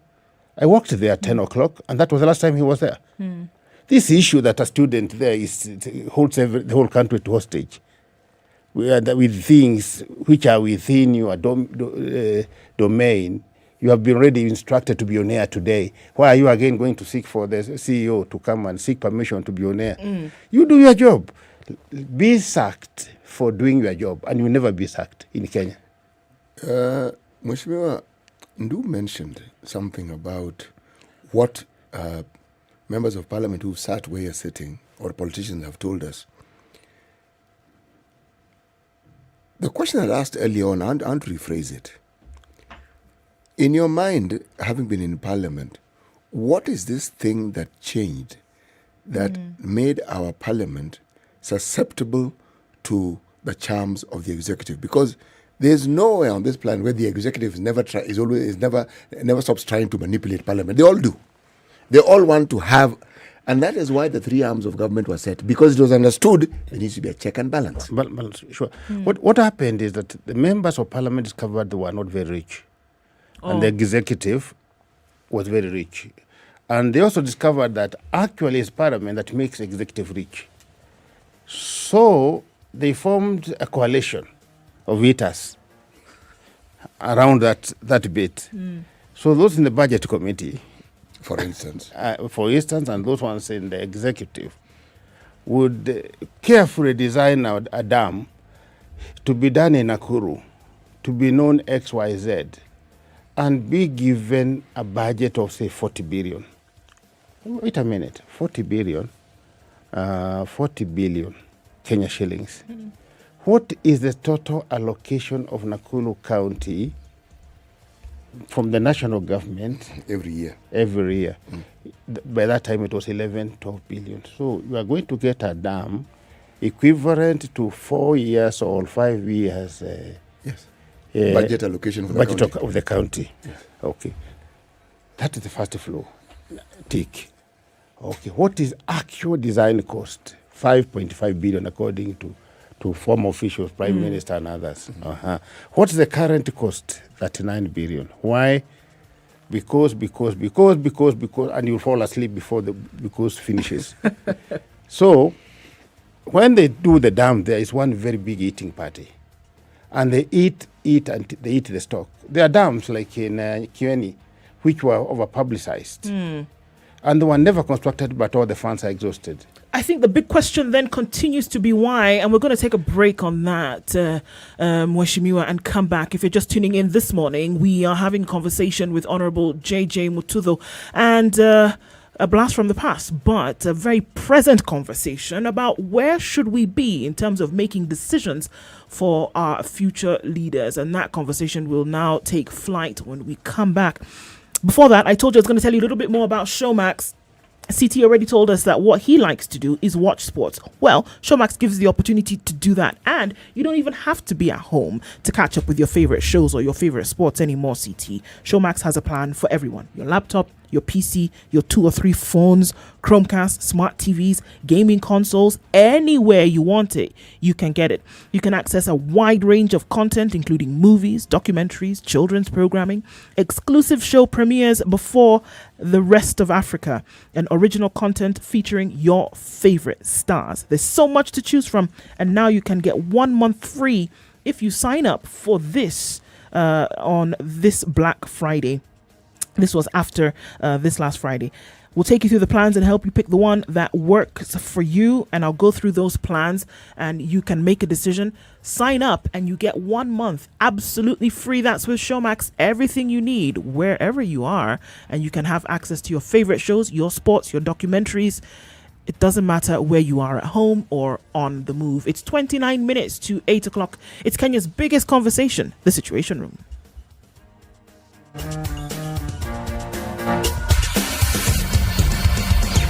This is The Situation Room, the only way to start your day. Spice.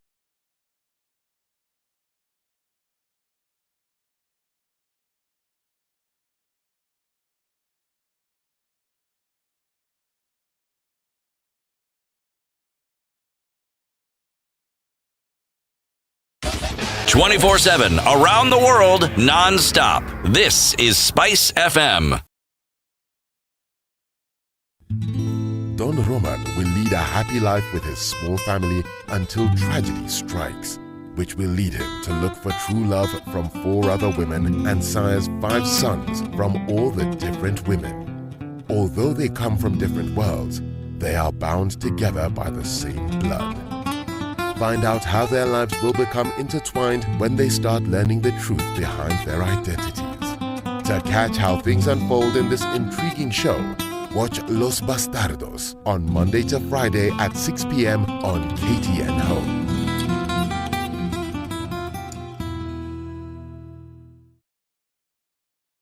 It's the festive season, and as always, Naivas has you sorted.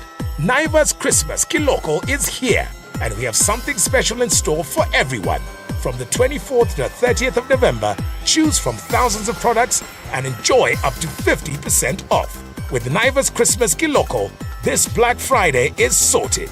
Join me, Edward Quach, on the Spice Drive from 3 p.m. every weekday. At 17 degrees, the rain continues in Nairobi, highs of 24 and lows of 15. We're looking at cloudy conditions at 15 in Nakuru, highs of 24 and lows of 14. 22 will be the high in Nyeri, where it's raining at 14. And in Eldoret, mostly cloudy conditions at 16, highs of 23 and lows of 14. Mombasa is raining at 26, highs of 32 and lows of 25. We're looking at sunny conditions. And then going into light rain at 27 in Malindi, highs of 31 and lows of 25. Kisumu is sunny at 21, highs of 28 and lows of 19, and we're looking at sunny conditions in Kakamega at 21, highs of 29 and lows of 16. Kampala this morning is rainy at 21, highs of 27 and lows of 18, while Dar es Salaam, it's raining at 24, highs of 29, coming back down to lows of 24 today. Lagos, rain showers at 26, highs of 34 and lows of 25. It's cloudy in Johannesburg at 18, highs of 26 and lows of 15, and clear conditions in Kinshasa for now at 23. That'll be today's low. It'll go to highs of 32.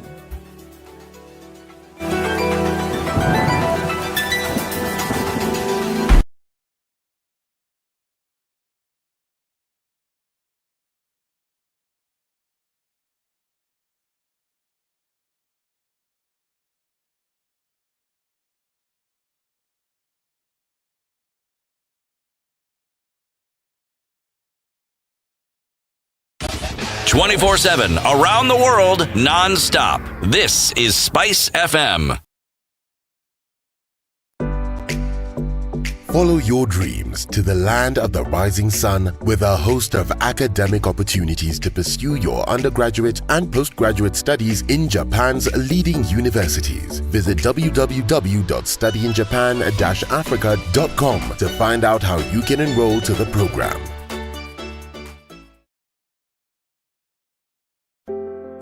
What makes a man? I had an advertising job that was toxic. It was difficult.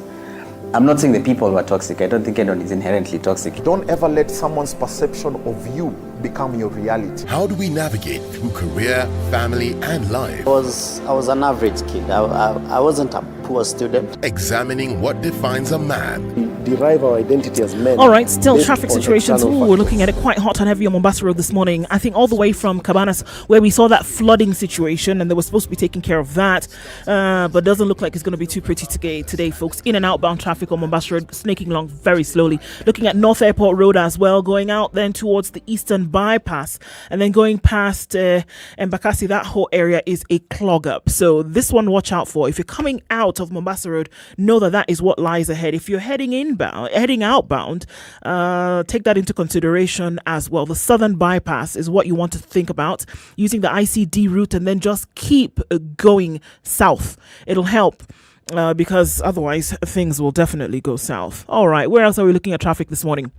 Everybody getting into the CBD very slowly on Langata Road. Bagathi Way now has joined that, coming off from Gong Road, also very slow. Kiambu Road and that whole nexus at the Muthui Square, coming off the Thika Superhighway, very, very slow, bumper to bumper traffic in most parts. The rain is not helping. The roads are slippery. We're going to ask you to be extra careful and super, super aware of your surroundings this morning. Please be careful. The traffic, it's wet. We don't want any accidents. Talk to us on SpiceFM KE on Twitter, text on 40127. Let's keep things moving safely this morning.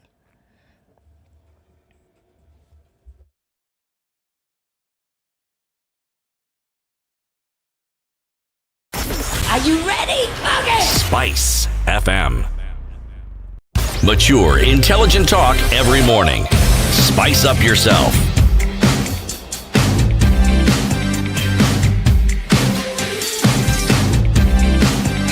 Mornings done right. 94.4 Spice FM. We are live in the studio this morning. CT Muga Ndu Okoh with Honorable J.J. Mutudo. And we're asking the question, what should we demand from leaders? I think we've set it already. And we said, look, right now, we maybe have a mirror, not even a mirror, but very, very far away from what we ought to have in terms of leadership. But Mheshimiwa, we're in the middle of political silly season right now. The rallies have begun. The statements are being made. The ground has been set for what many have described as what is going to be an epic battle across board, not just at the very top in terms of position, but, from the ground going up. Everybody's scrambling. But the question is, the people who are scrambling, are they scrambling to be in this position so that they can make things better for people? Or are they scrambling to be in this position so that they can get something better for themselves? They can get something better for themselves, because I have had time to analyze, say, from my friend William, 300 speeches he has made in the last couple of years. Mheshimiwa William? Samoei Ruto. Oh, okay, William. Dr. Ruto. When you say William, I thought maybe it's a childhood friend. Somebody. No, we have known each other for a very long time. Okay. Like Tunajuana is William. Okay. Yeah. and I've also looked at Baba's speeches. Yes. I analyzed and found what I found. I gave political analysts, and they gave me an answer of what they found. Now I've given media analysts, just in case kizungu nakuwa mingi. Unajua kizungu naweza kuwa mingi, then you don't understand. Kizungu inakuwa mingi, then inafuatwa na catwalk. Yeah. Yes. They are saying nothing, because what you want to hear is that when you witness, and sorry about it, you witness an accident at 4 a.m. There would be air ambulance or ambulance, somebody who would come and rescue the victim. There would be a marshal who will safely divert traffic through a safe destination. If you look just outside your studios here, they are doing a very good job on the road. But if you check on the drain, say about a kilometer from here, how deep they are, and they are not protected, and you happen to just slip, or you are forced into that ditch, whether you are driving or what, then you are meeting your maker. That is lack of sanity, lack of decorum. All these things have been provided for in a contract. They are qualified engineers here. The people who are going to be elected now have started showing who they are, and they're telling us nothing so far. And I'm here. And I would really wish anybody, the prospective presidents or whoever they are, to call me for a debate, an open debate. They're talking, though. They're saying a lot of things. No, but what I'm wondering about, I hear what Mheshimiwa is saying. He has summed up what they say, and he says it's nothing. So are we saying that all these people who go for these rallies are attracted by nothing, that they are going to listen to nothing? They're waiting to hear something. But again, eventually they get something for their pocket for the day. Because people out there in the rural area are very poor now, more than any other. That whole crowd doesn't get money. I mean, everybody who attends, those crowds are too huge. Or are we saying that it is possible to give that entire crowd money? You know what? Today, if you walk out here and go on into the highway here, not even the street, and move your shirt and start lifting like that, you will for sure attract about 50 to 100 Kenyans. Kenyans are very anxious people. They like looking and gazing at nothing and just get attracted. They just come there. They have not been invited. They just want to come there. And politicians have learned the skill. So you come on with, you estimate, you need about 2,000 people to address. So you stimulate that with about 200 goons for crowd for hire. They come with the collars. They are making too much noise in an orderly fashion. Mutudo, And then there will be another 80% who now come on to know exactly what's happening. They're just anxious. It sounds like a formula that many have followed previously. Yes. Is this something that you did as well? No, I didn't do, because what happened is that with my case, it was different now. People wanted to see this guy who is causing Mutudo hours. Who is this who is making people not celebrate? Who is this that's making people go home at 10, 11 o'clock? Yes, but they forgot one thing, on a light touch. Do you enjoy football? I myself? Sorry, soccer. Indeed, yes. And have you ever seen a superstar who cannot score a penalty? Yes. Yes. Many times. But you have never seen one and my people in Central will agree with me, where you have 6 meters only, it's an empty goal and you can't score. That's where we are because of alcohol. Unawekewa mpira pale, 6 meters, empty goalkeeper, you can't score. And you understand what I mean. Because this is, if it was past 10 p.m., I would tell you more. But you understand. Yes. Where's funga at 6 meters? Bure wewe. Yeah? Yes. Mheshimiwa, I want to go back to the statement that you made, not about the 6 meters. No, what I want to go back to. It's a watershed period. Yes, we understand. I mean, you are a politician. Yeah. And you understand the trade craft that politicians have. It is words. Okay? Yeah. Now, this thing that you refer to as nothing, clearly some people take it in and make something out of it. Yeah. And they think it gives them some direction.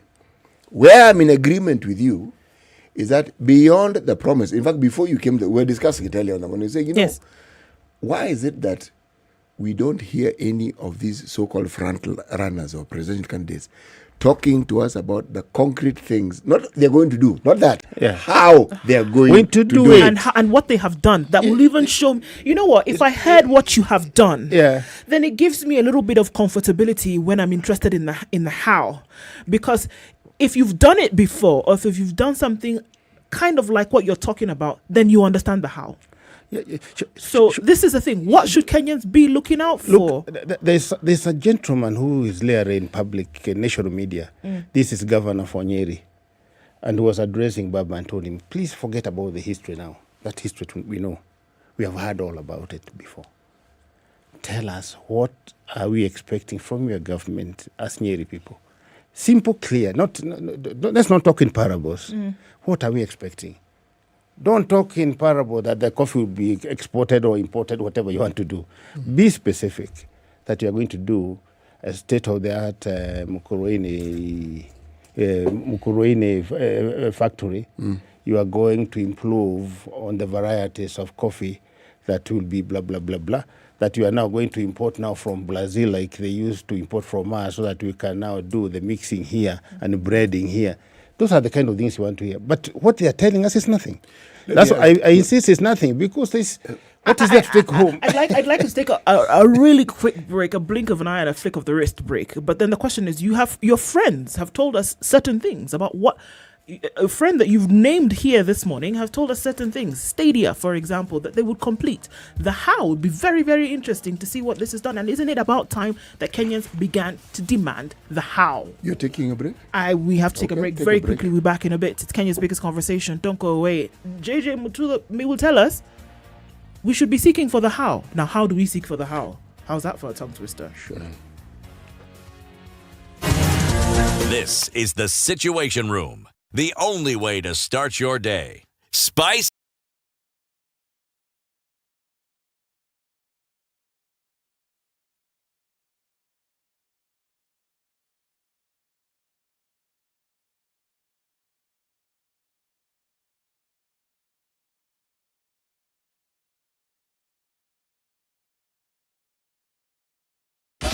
(24/7) around the world, non-stop. This is SpiceFM. This is something people need to understand. Your money, my money, equals our money. We cannot have your money is our money and my money is my money. The only way to live your best life is to create a balance between work, love, and play. The Adults in the Room is the only show on radio dedicated to educating Kenyans on how they can stay winning in life and in love. Text the word adult to 22840 to get the latest clips from Adults in the Room directly to your mobile phone. SMS adults to 22840. Mature, intelligent talk every morning. Spice up yourself. It's 13 minutes to 8 o'clock, and in the studio this morning, CT Muga Ndu Okoh, and we're joined by Mheshimiwa JJ Muthudo, and we're asking those, look, sometimes when we hear these things, every day I look at the papers, every day I listen to the news and everything that's said and the promises that are being made over and over and over again, things that people have said when they become president, when they become MCA, when they become member of parliament, when they become senator, when they become governor, this, that, the other thing will be done, I'll give you one example. Stadia were promised to people, to Kenyans, in this particular administration, unless those have been done under the radar, has not happened. How are they going to do new ones? How are they going to present new ones to Kenyans next year if they become president? First of all, let me correct my friend, the deputy president, that a stadium has definitions. What you are going to do are meeting venues for your barazas. But if you want a stadium, you start by the youth leagues. You form sports associations. There is a college. There is the health element of it. There are so many things such that the stadium is ultimate goal, is the ultimate thing you achieve. Otherwise, if you plant a stadium in the middle of nowhere, even if you had succeeded, who will use it? Who will maintain it? How will it be used economically? These things cost money. It's just like you have a Jubojet, the finest Boeing you can be able to get, and then you are trying it on in an airstrip that has never had any landing for the last about 6 months. It's useless. So, and then the other thing is that people are so eager to cheat, to lie, complete lack of good public mannerism, that they would easily tell you that they are going to pipe milk like Dramia did. Dramia promised he would pipe milk. Bad mannerism in public policy. From Naivasha to Nairobi. Pipe milk, yeah. Is there any in the world where milk is piped that way? No. No, but Kenyans believed. They believed that time. But the Kenyans are believing now, or not? Is that not the case? The late president, 1977, look through your papers, the cover, it was headline story, 1977, I remember. He said that by every home is going to have water. Okay, he went to heaven a year later, so maybe we can excuse him. But his able deputy should have followed it up. That was 1977. Do you remember something like Water 2000? Yes. Do you remember that every home would have water by year 2000? It was never achieved. Do you remember the march talked about Listen 2030, something 2030? Yes, there was the vision 2030. Yes. Maybe they are lacking glasses to see the vision again now. I don't hear too much of it now, the vision to 2030. And you saw that the government was very eager, such that even their stationery, if you get a letter from any government, there was something to Vision 2030. What we are saying is that people in Kenya now must wake up, and that's why you come in as a station. Let us be told there will be nothing. We prepare for nothing, and we sit and organize our it or something. Than being told these things they are saying. And I'm insisting. The two presidential candidates who have been talking, and I've also had a discussion with the others. I don't want to name because I have the privilege of having a discussion for 3 hours with the other contenders. I listen. You're saying you're going to reduce taxes. What's the roadmap? What are you trying to achieve? What taxes? What are you targeting? Well, we had another one, Wiper leader, very clearly, Kalonzo Musyoka, who said, I will jail the corrupt and make Kenya a 24-hour economy. It sounds great. No, it sounds repeated, and it sounds like something we've heard before, and this is where now I agree with Mheshimiwa. It falls in the category of hogwash. What do you What do you mean? In all honesty, history is our reference point. And that is why when politicians use it, you can understand it's ammunition they have. So we will judge them by their own history. You have been in a position of authority. Okay. Let's not talk about what you're going to do. Tell us what you did. Yes. Let's start there. Ask John Muthudo, tell you I poured bad alcohol, 4 million liters. I bombed five ships. The only man in the world who ever bombed ships because of drugs. As chairman Akada. I did it without a force, hiring forces who are supposed to be working with my own money. I'll say it. What Kalonzo and others are saying should just be kept for the museum. It's a museum piece. It's not a strategy. It's not a policy. It is not something that you can advance and then go home and start investing in Kenya now, because everybody will be jailed who is corrupt. But you know, you know, one of the things you talked about water. My understanding of some of these presidential aspirations in terms of project is the understanding that even if it doesn't happen in your lifetime as the president, given that it's intended for the country, it will be carried on by the person who comes in. And you mentioned, well, let me tell you why I say this. Credit has been given to the former president, Mwai Kibaki and Raila Odinga, for the infrastructure programs that they started. But I would give President Uhuru Kenyatta's government credit as well, because they have done something with that. They have continued those projects vigorously. Yes, and they've even added some. This road network, I think, if you travel around this country, is when you will realize exactly what they have done. It is actually profound. And you see what's supposed to happen now? If I was the president of the Republic of Kenya, say fifth president, you would take from where Uhuru stopped. Those are trunk loads. Now, make this concept they started, the last mile in electricity, remember? Have the last mile now in roads, and have the last mile terminating in every ward. There are about 1,500 wards in the country. So with these 1,500 wards, don't just terminate a road there. Prepare. Get 10 to 30 acres of land and start an industrial park. So that road terminates to an industrial park. Once it terminates to an industrial park, make it mandatory, like in China, that you cannot have all inclusive in one place. If you are doing mineral water, you do the bottle, the other one does the coke, the other one does the water. So that we have other smaller industries coming up there. So are we saying that what Kenya should be looking for is leadership of continuity? Don't just come and tell people that what you're going to do is do all these magnificent, magnanimous projects, but look at the work that your would-be predecessor has done and say, now that this has begun, I am going to do my part and now try to continue that work, as opposed to say something that is going to get to your emotions at the moment in which I'm speaking to you. Is that what we're saying? Yeah, exactly. But more specifically, I would urge Kenyans to look at chemistry. We did it at secondary school level. There are some things which were called polymers. Polymers, in the better word, is plastic. These plastics, you see.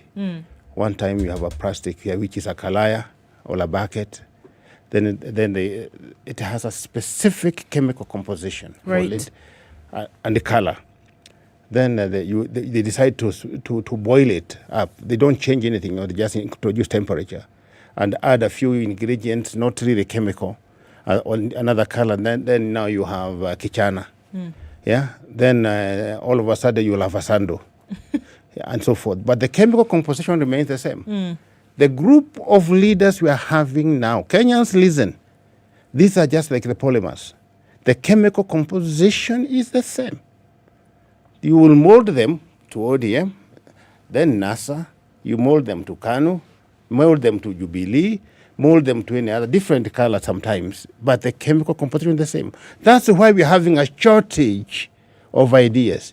You need to inject new ideas, and let's not just sulk about it. Clearly, people who have, like I've said, done about 300 speeches, and they are not saying anything. What makes you think that they were coming with something really dramatic? Look at the world, the way it is today. But Mheshimiwa, do you think people really want something new? Do people want something new? Because they know there's the old adage, that people like what they know. They don't know what they like. No, they will for sure, because right now, our children, now Mutudo's children, have realized they are also fathers. They have realized they are jobless, and their children will be jobless. But they have also seen children of the rich and children of the leaders are having private jets, and they are flying between South Africa and here at will. They have houses in every continent. So just in case there is a trouble in Asia, they would go live in Australia. Right. It's interesting because that's a conversation that we'll be having at 8 o'clock in terms of the high unemployment in the country at the moment. And unless you're a son or a daughter of privilege, then it looks like it would be very difficult, or unless high connected in one place or another, it would be difficult for you to get in the door. So even as we are wrapping up this conversation, Mweshimiwa, what would be your message? Because we are going every weekend now, every day, every week after week. We're going to be fed this information. As Kenyans making a decision in August next year, what would it be? I would just give an idea to the campaigners for the presidential seat. If you cannot come up with innovative ideas how you're going to salvage Kenya and push it through so that we are digitally competent, so that we are safe, so that we are food secure, just stay away. Just stay away. Enjoy your riches, because most of them are super rich. They're talking about billions and billions of the campaign.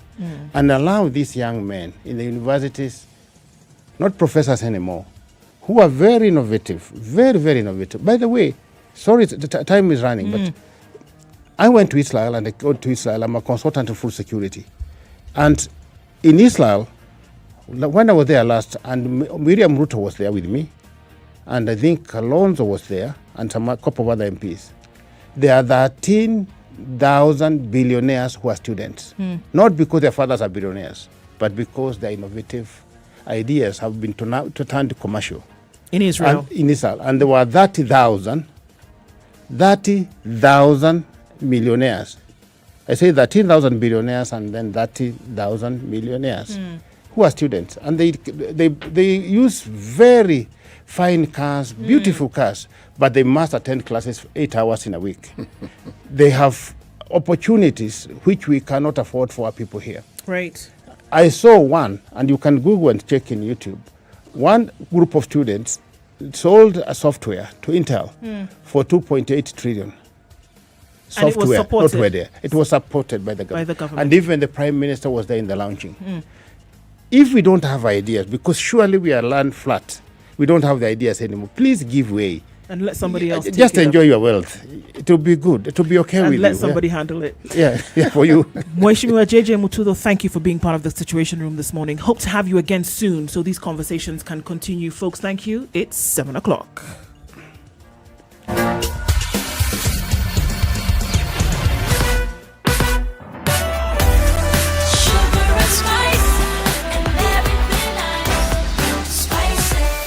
Spice up your life.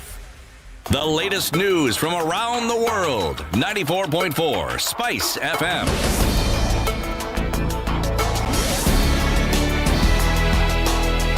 This is Newswire. Dennis Aseto. The National AIDS Control Council has decried rising cases of unprotected sex among teenagers, leading to early pregnancies and exposure to HIV/AIDS in Nyeri County.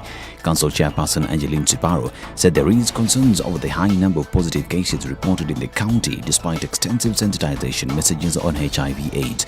The NACC chair spoke in Narok, where she visited various primary schools within the town to distribute sanitary towels and educate the children on the need to say no to sex. Chiparo revealed that Kenya might revert back to the 1999 situation with very high infection rates. A scrap metal dealer is expected to be arraigned in court today after he was arrested over the weekend for vandalizing the Standard railway gauge blocks, occasioning the delay of SGR services on Monday, November 22nd. Michael Mbevy was arrested at his scrap metal store in Kinyambu, Mtito as he loaded the gauge blocks into a lorry destined for the lucrative scrap metal market. Also arrested at the store in the 11 a.m. breed was the lorry's driver Nicodemus Kiove as he attempted to escape. The arrest of the two suspects followed a tip-off from a patriotic member of the public who informed railway police officers and DCI detectives engaged in an operation to recover the vandalized blocks. Disappearance of the critical blocks led to the stoppage of operations along the busy railway line for 2 hours as railway engineers and security officers inspected the extent of the damage. They will be arraigned in court to respond to economic sabotage and terrorism-related charges. The World Bank will extend the 10 billion Kenya Development Response to Displacement Impact Project for a period of 1 year to allow the communities and government complete the works which was interrupted by COVID-19.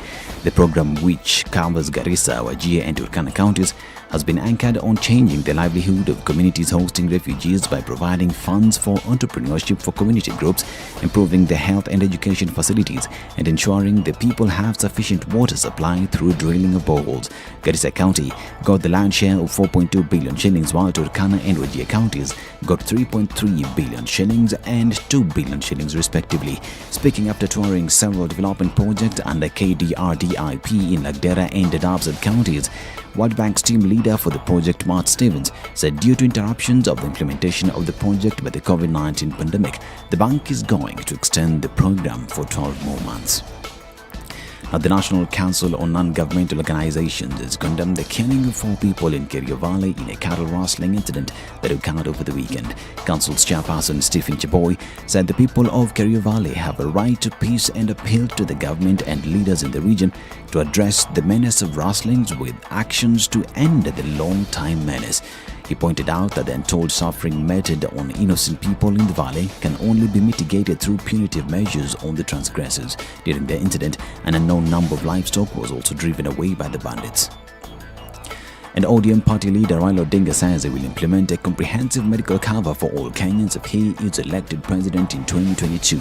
Speaking at the Jacaranda grounds in Nairobi, Raila said access to quality healthcare is a right for all Kenyans irrespective of their social background. Raila was back in Nairobi after a 2-day tour of Nyeri County to popularize the Azimio la Umoja initiative. And Deputy President William Ruto has accused a section of Mount Kenya leaders of betrayal for campaigning for ODM party leader Raila Odinga in the region. Speaking in Kirinyaga, Ruto said it is unfortunate that the same people he campaigned with in the last elections are now campaigning for Raila Odinga, who was their opponent then. Ruto said he is the only one who stood with President Uhuru Kenyatta during his time of need, and together they have implemented various development projects across the country. And Israel has issued a ban on its citizens traveling to 50 African countries to prevent the spread of the new COVID-19 variant Omicron. The Israel Health Ministry labeled 7 African countries as red countries, banning travel to them, and now added 43 more countries on the continent to the list. An attempt of an Israeli to travel to one of the 50 countries will result to a fine of $1,569. All Israelis returning from the 50 countries, including vaccinated and recovered ones, must enter quarantine for at least 7 days. Also, foreign nationals are not allowed to travel from the 50 countries to Israel, except in humanitarian cases with the approval of a special governmental committee. So far, 1 case of Omicron has been detected in Israel as a traveler who returned from Malawi was tested positive for new variant. And Virgil Abloh, the Louis Vuitton artistic director and founder of the Off-White fashion label, has died from cancer aged 41. Revealing the news, the French fashion house parent company LVMH described Abloh as a genius and a visionary. The US designer came to prominence as Kanye West's creative director, but later made history as the first African American to lead Louis Vuitton. This is Newswire. I'm Dennis Aseto.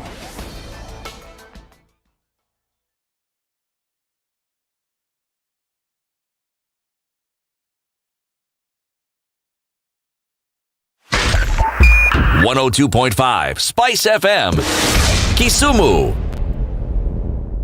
Okay, so things still looking a little bit crazy around most parts of Nairobi. On Waiyaki Way today, absolutely jam-packed, and folks are asking, where is everybody? Who's going to help us get out of this one?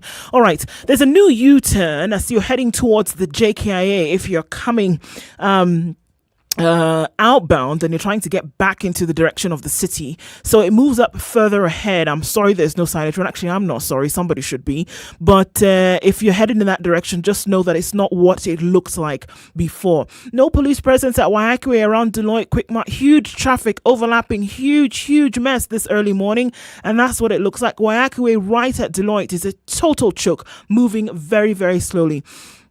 We're also seeing traffic that's heading out into the city, coming from the Thika Superhighway, very slow as well. Today, my goodness, everywhere you look is absolutely red, and the heavens have opened, so that means things are slowing down considerably. So rain and construction is not a good marriage for Nairobi streets. Kiambu Road actually is also still quite a mess, as is Uhuru Highway today, going into the city very slow. You're going to have to contend with water and traffic today. So yeah, it looks like that manic Monday, guys. a dollop of patience. SpiceFM KE on Twitter, text on 40127. Let us know what it looks like in your area. We'll see how we can help.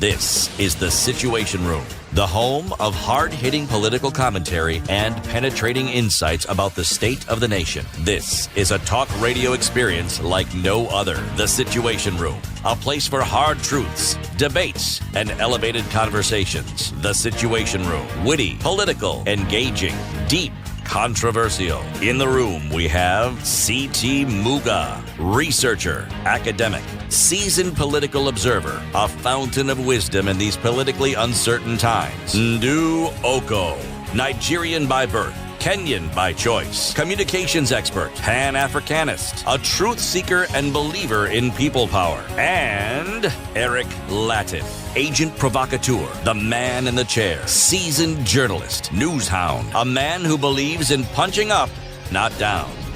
This is the Situation Room, the only way to start your day. At 8 minutes past 8 o'clock on this 29th of November 2021. Where are you tuned in to SpiceFM this morning? On 94.4 in Nairobi, 87.9 in Mombasa, 102.5 in Kisumu, 96.7 in Eldoret, 97.7 in Malindi, 90.9 in Nyeri, and 96.0 in Nakuru. Online on SpiceFM KE on Facebook, YouTube, and Twitter, wherever you're tuned in from around the country. And yes, indeed, welcome to our audience on KTN Home this Monday. Thank you for joining us. We're starting off the third hour of today's show. And as we do, we will start with today's proverb. CT? Aliye kando haangukiwi na mti. Aliye kando haangukiwi na mti. Tree. By 10 o'clock, I will be saying it clearly. No, actually, by 9 you'll be saying it. Yeah, around 9 o'clock? You'll be saying it quite fluently. Asante. All right. So we kind of gave a segue into this morning's, this hour's conversation with some of the things we talked about in the last hour and the previous hour. And, we've looking at unemployment in the country so far. People who graduated from various colleges, TVETs even, universities, 2-3 years ago, still pounding the pavement really hard, looking for work in this country. And so many questions popping up. What must you be? What must you have? What must you do to be able to get into employment? What must the system do to create an environment whereby you finish your education and then you're mopped up into either a business or into employment, or you're going to further your studies?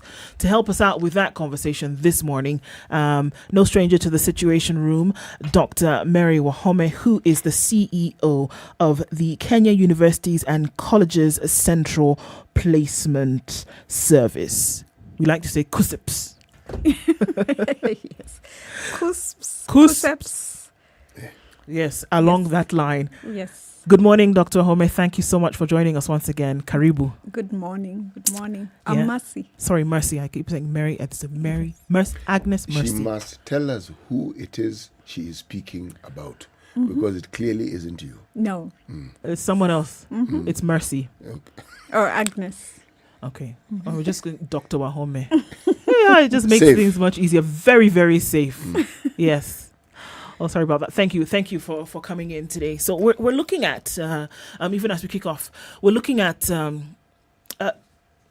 sticky situation that we're in the country, in the region. Many would argue that even across the world, and we have graduates in the thousands every year who are then catapulted into a non-existent job market.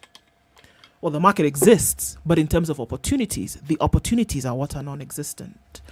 And those who graduate today, who are excited to go into the job market and ready to retire at a certain age, are then met with a very ugly reality that there are no jobs, that the opportunities are dwindling, that unless you are connected to somebody who will then place you immediately in a job position, that you will be pounding the pavement for a very long time.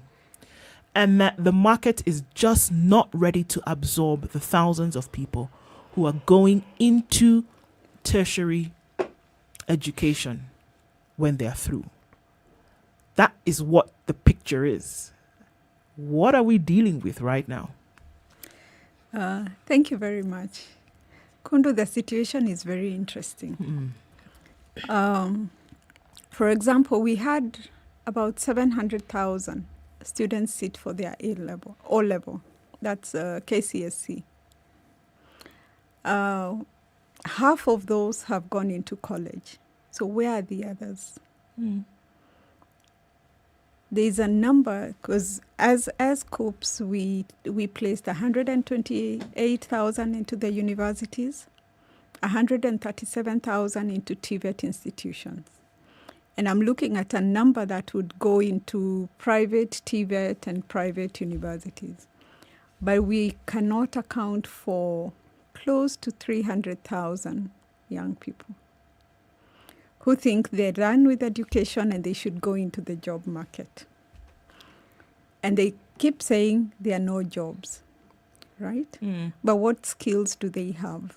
How has the system prepared them to get into the job market with their KCSE, results? Currently, none, right? Then we have this group that has gone, the group that you have said is graduating every year. What skills are they really going out with to prepare them for the job market? I tend to think differently. Jobs are there, but I think there's a mismatch. The people going out and the jobs that are available, and the attitudes of the people going out to look for the jobs. But there's something I'd like to ask, even before we get... When we talk about job market, it's this delightfully amorphous phrase. In this country, what is this job market? Okay, look at where... Break it down. Look at Kenya 10 years ago, or before devolution. Everybody would come to the city to look for jobs, right? And I tend to believe the situation was worse in terms of who knows who and trying to get, and even the available jobs. Now, when we move to devolution, look at the counties like Nakuru today. It's clearly not what it was before. All the way to Lodwar. We have tarmac in Lodwar, we have businesses in Lodwar. I was in Bondo not too long ago, and I found thriving businesses with a lot of Somalis with wholesale shops. It means there are people to buy this stuff. And for them to be able to buy, they must be doing something. They must be working. Bondo is not the way it was 10 years ago. And so are the many towns in this country.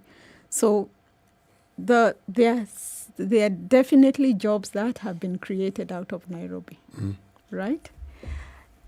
When you look at the way the world is moving now in terms of technology, our internet services, the speeds of internet, we are not where we were even 5 years ago. And those are opportunities for business, online businesses and marketing through online. So clearly, there is a big difference in terms of availability of job market. Dr. Home, who should inform whom? Because then shouldn't it be then that the education system and this job market, or everybody else who then is a cogs in the system, should be working in tandem? That shouldn't it be then that then the courses, for example, that are on offer then should mirror what is going to be demanded of people coming out? Because if you're going to educate a bunch of lawyers, for example, right, and save for coming up with your own practice, that there's not enough legal work on offer from the market, shouldn't this then fuel what is then offered in school? Because then you're going to have a bunch of people going in. They're going to be educated in matters law and legal affairs, but then the market is not asking for that. Or that, they've done that. We had a very interesting conversation a few days ago about, changing legal education in the country now, because that is what is going to be demanded once you come out. Now, if not everybody is offering that, And this is what is being demanded on the outside. And who's to know until you get out there to realize that that's what the demand is? But it's clear that that is what it is. Shouldn't that sector then be advising on the education side that, look, folks, don't be churning out people and young or old, because we know that we have a cross spectrum, people who are going into higher education, university, tertiary. Shouldn't we then be advising people, look, don't focus here. Go towards the new modern technologies of your learning and understanding. And then you're feeding in people who are of the skill set that the current market is requiring. Actually, Ndu, I want to add on to what you're saying. Dr. there's something you said that has sparked off this thought. When you began by saying, I'm of a different thought. Let me add something different to that difference, okay? We are thinking of a job market in terms of something physical, and I'm thinking the job market is in your head. And I'm going to explain what I mean. If our institutions, tertiary, secondary school, university, don't seem to be aligned towards thinking of how you can develop a mind that is able not only to evolve, but to be able to adjust as and when it is needed, to be able to fit into society. And how does this come about? How you are taught, what you are taught. Yes. So, yes, there's a subject matter, I'm learning history, but can you also have a course that aligns itself to that history becomes relevant instead of just being this hardcore subject where you're talking about the past? You know, I think I agree with all of you. We have an issue with our education system. And I mean, it's time to clearly change, because what we have seen, we have focused on just testing the memory, how much students can remember. How much you can recall. The recall and the ability to regurgitate. I feed you this, you give me exactly that, right? And we have not engaged the labor, market as much as we should to be able to connect what is the need out there and how is the world changing and what are the new job opportunities that are coming up and what we are training the students to be. There hasn't been that connection. So that we are just giving concepts. If we are talking of business, for example, business studies, we get the students to sing the types of businesses. There's a soul, there's a franchise and all that. But can they see and connect what is a franchise when you go out, the types of the advantages and the disadvantages? Yeah. So that when you talk about getting training students to go and do business, can they join a franchise? But here everybody thinks, I start my own business. I've studied business, I have business skills, I have some capital I can get from parents and all that. Then I think of just working in silos. So there is a disconnect between what we are teaching the students in school and what is actually out there and how to apply that knowledge. And I didn't want to get into the discussion around CBC now, but that's the whole idea, where we start connecting. Even the TVET sector is really changing. There are efforts to really get students to do 40% in the class, 60% in the field, but they get graded from both the college and then the market. Right. Yeah. So who then would be responsible for filling the gap from where you see it today? If there's that disconnect, that there's a problem on this side. Clearly, by the time the students are finishing school and getting into said job market is when they realize, hold on a minute, this is not what the market requires. How I wish I had known before, and then maybe I would have taken a different direction in my study. Who then is responsible for connecting clearly what is not touching? Now, for the student to know exactly whether they are in the right place, it calls for the parents and the teachers. And we can all see the challenges that our parents we are also parents. The kind of parenting skills that we have now, And then we have the teachers who are overwhelmed by the syllabus and the need to clear the syllabus. So, at the end of the day, the students suffer, which is very unfortunate. So there is clearly need for discourse, a discussion to think this through. Again, it's something that the discussions should start very early in the age, in the children.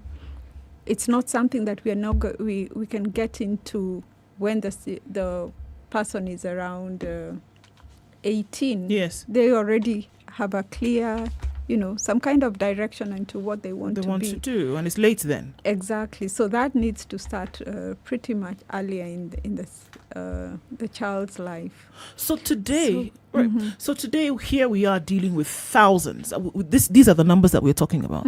Thousands who have finished a university education, for example, a diploma course, and were hoping to get a job and do not have one. And you said that there are jobs, but then I guess the question for many people today is then, all right, where are they? Because I apply and I apply and I apply. We have people who spend months on end in the application process, but nothing gives, right? So clearly, yes, that there are jobs that they are actually applying for, somebody else gets it. So yes, they're available. So are we chalking it up then to skill or circumstance? I think the problem is a job, we're looking at a job from just one perspective. What will get them paid? Yeah. But for me, I look at it in 4 perspectives. Yeah. The first thing is, what do they love doing? Because I can get you that job with my connection, but is it what you love doing? Otherwise, you lose that job and you're back to the street saying there are no jobs. But the first thing is that you may have even ended up in something you don't love. Yeah. Then, so we need to discuss and find out what is it this person loves that can later now turn into a job. And then we also need to look at what they are good at. Are we pushing people to do what they're not good at? Yeah.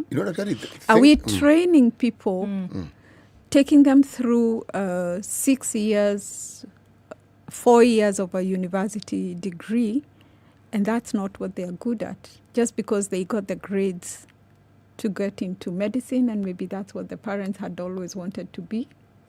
Yeah. Where you're at now, okay, given what you do, look at the government policies and the plans the government has for the future. Do we want to become a country that is known for its commerce? Do we want to be known for industry? Do we want to be known for innovation leisure? and technology? Or do we want all these things? Now, if that's what we want, you need people who can work in this sector, who can promote it, who can build it. Now, what is it in our thinking as we plan for our curriculum and for learning at whatever level? What is it that we've put in place that takes us there? And first of all, is there even clarity as to what it is? Because there's a hodgepodge of ideas. There's some other city we've built over there, it's supposed to be a technology city. I hear about it. Then we want to do something else. All these ideas on their own sound good. But is there a point at which they merge and they're part of this bigger plan? And don't tell me Vision 2030. No. Okay. Is there a point, from what you said, is there a point where these things merge? Because the people who come up with them are clearly good thinkers. But what are all these independent things part of? Wow. What I would say is when it comes to education, yes, I think it's beyond the country. We are training for the world. Yeah. So we can't afford to also narrow ourselves and say that it's technology and therefore we just focus on technology. Because when you look at health, we may not be able to, absorb everybody we are training. Sure. But the world now is a global village. So if we can train for another country, generally look at it that we should be able to train Kenyans who can fit anywhere in the world. And therefore, if we have the opportunities, what I would want to see are centers of excellence, in our education sector. Where I go, we knew KU as a perfect center for training teachers, education. I am nodding because I went to KU. When it was KUC, Kenyatta University College. It was then a constituent college of the University of Nairobi. And the entire faculty of education was actually there. That was it, in the whole university. Exactly. And anyone who went to KU and did education, people knew you got the best. Egerton, agriculture. Right. JQuat, technology. And agriculture also. I mean, they were an interesting mix. Yes. But technology came up as a, Exactly. But where are we today? I think that's a good question and a good place to take a break now. At 28 minutes after 8 o'clock, we are discussing the unemployment situation in the country today. What needs to be done to make that disconnect connect? In the studio this morning with Dr. Mercy Wahome, who is the CEO of KUSIPS. And we're asking that question this morning. What then needs to be done? Take a break and look at traffic and weather, and also take a break on KTN Home. We'll be back right after this.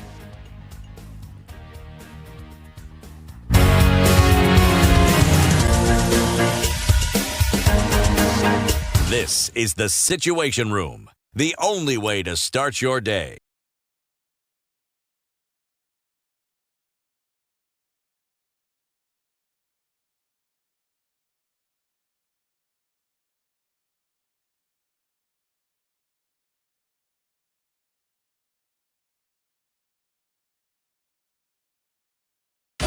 "24/7 around the world, non-stop. This is SpiceFM. We Kenyans love a great time. What better way to have a good time than listening to the greatest music hits in town and experience a party like never before? From 80s, 90s throwback, reggae, R&B music, and much more. You sure will be bumping your head. At 18 degrees, we're still looking at light rain in Nairobi, highs of 24 and lows of 15. At 16 in Nakuru, it's cloudy, highs of 24 and lows of 14. 14 will also be the low in a rainy Nyeri town this morning, going to highs of 22. Eldoret is mostly cloudy, highs of 23 and lows of 13. We're looking at light rain in Mombasa at 27, highs of 32 and lows of 25. In Malindi this morning, mostly rainy situations at 29, highs of 31 and lows of 26. While in Kisumu, it's mostly cloudy at 21. It'll go to highs of 28 and lows of 19. Mostly cloudy at 23 in Kakamega, highs of 29 and lows of 16. Kampala is mostly rainy this morning at 21, highs of 26 and lows of 18, while Dar es Salaam is raining as well at 26, highs of 29 and lows of 25. We're looking at a sunny Johannesburg at 19, highs of 26 and lows of 15. 25 will be the low in a rainy Lagos, going to highs of 34, and it's sunny in Kinshasa at 23. That's today's low, going to highs of 32.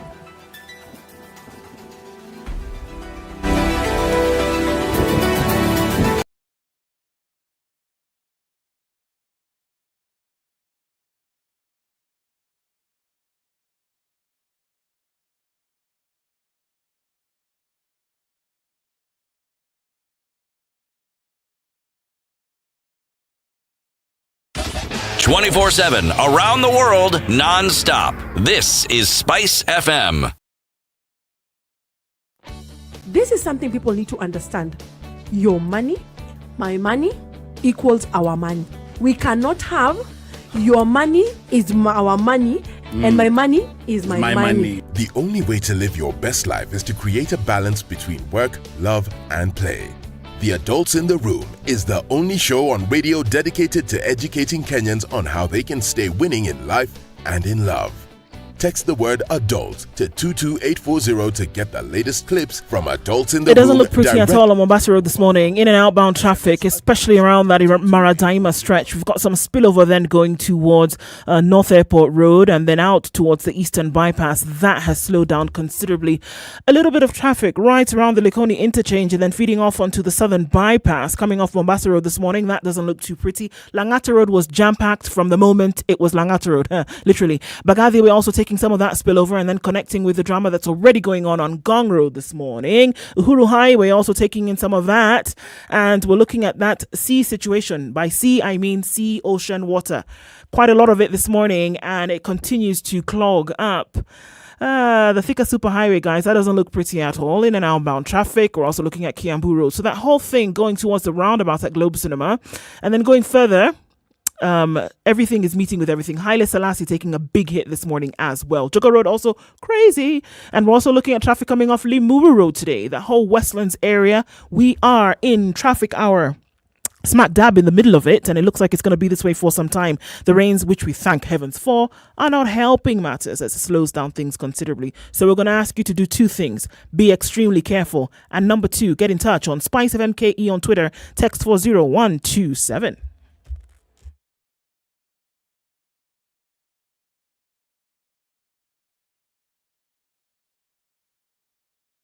Are you ready?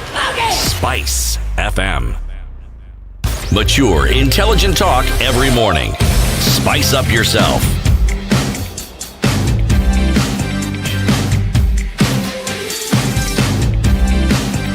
Mornings done right. 94.4 Spice. We are at 27 minutes to 9 o'clock. Welcome back to our audience on KTN Home this morning. And in the Situation Room this Monday, discussing Ndu Okoh, CT Muga, and Dr. Mercy Wahome.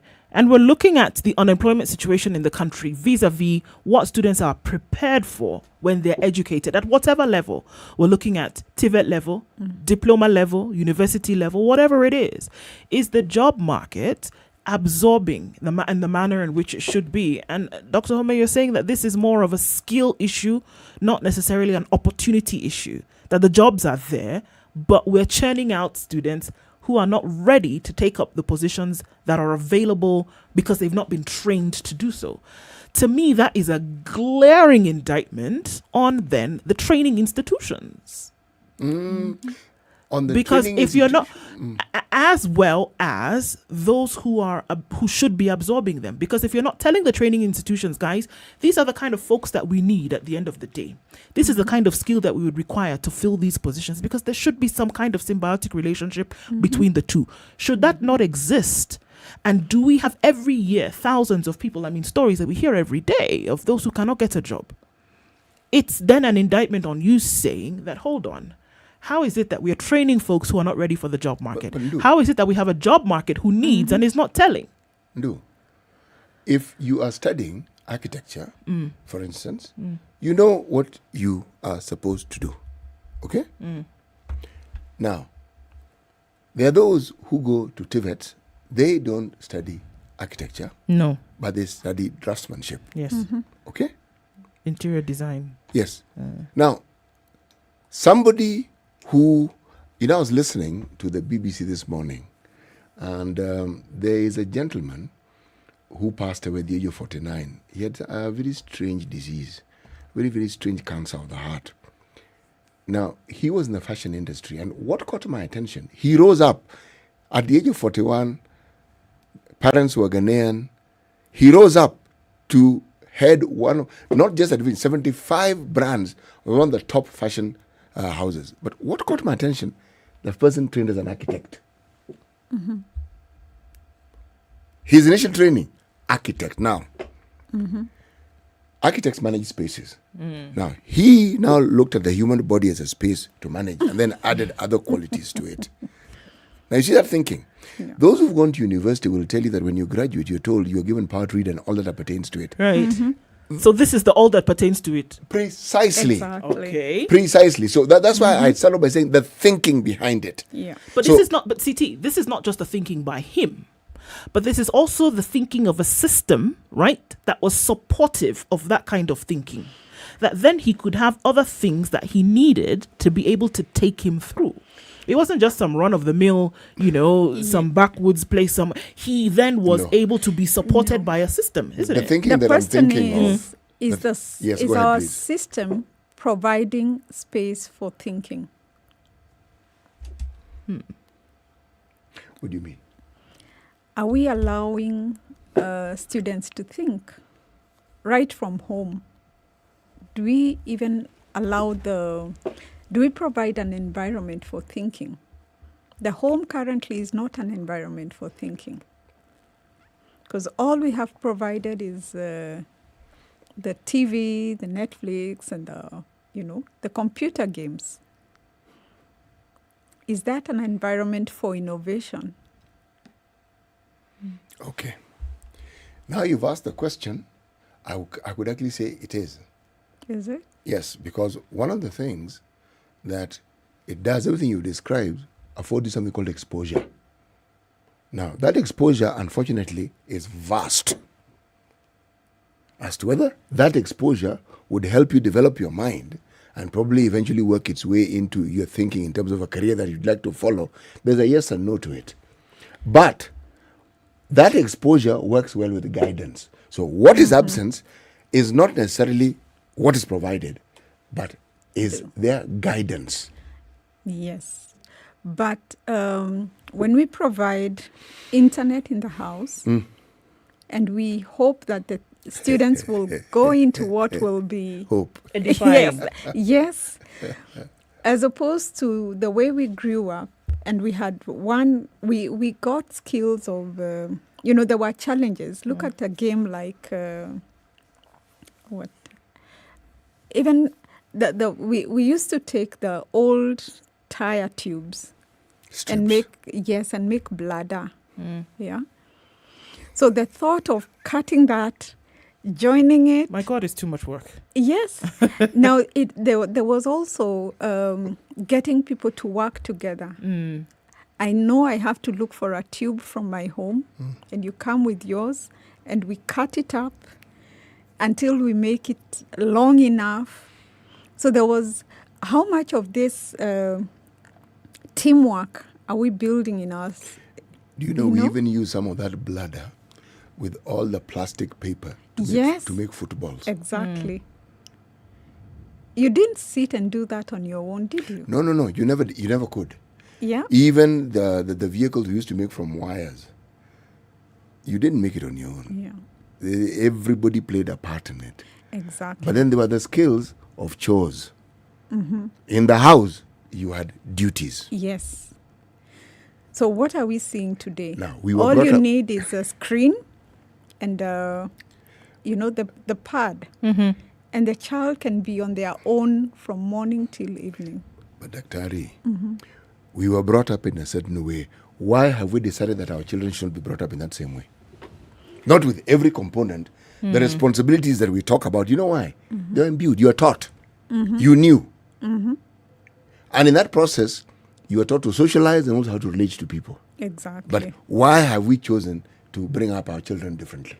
Because the outcome of what we're saying arises from the decisions we have made. Exactly. We see the benefits of our upbringing because we've turned out to be the people we are, but we don't see the same for our children. Why?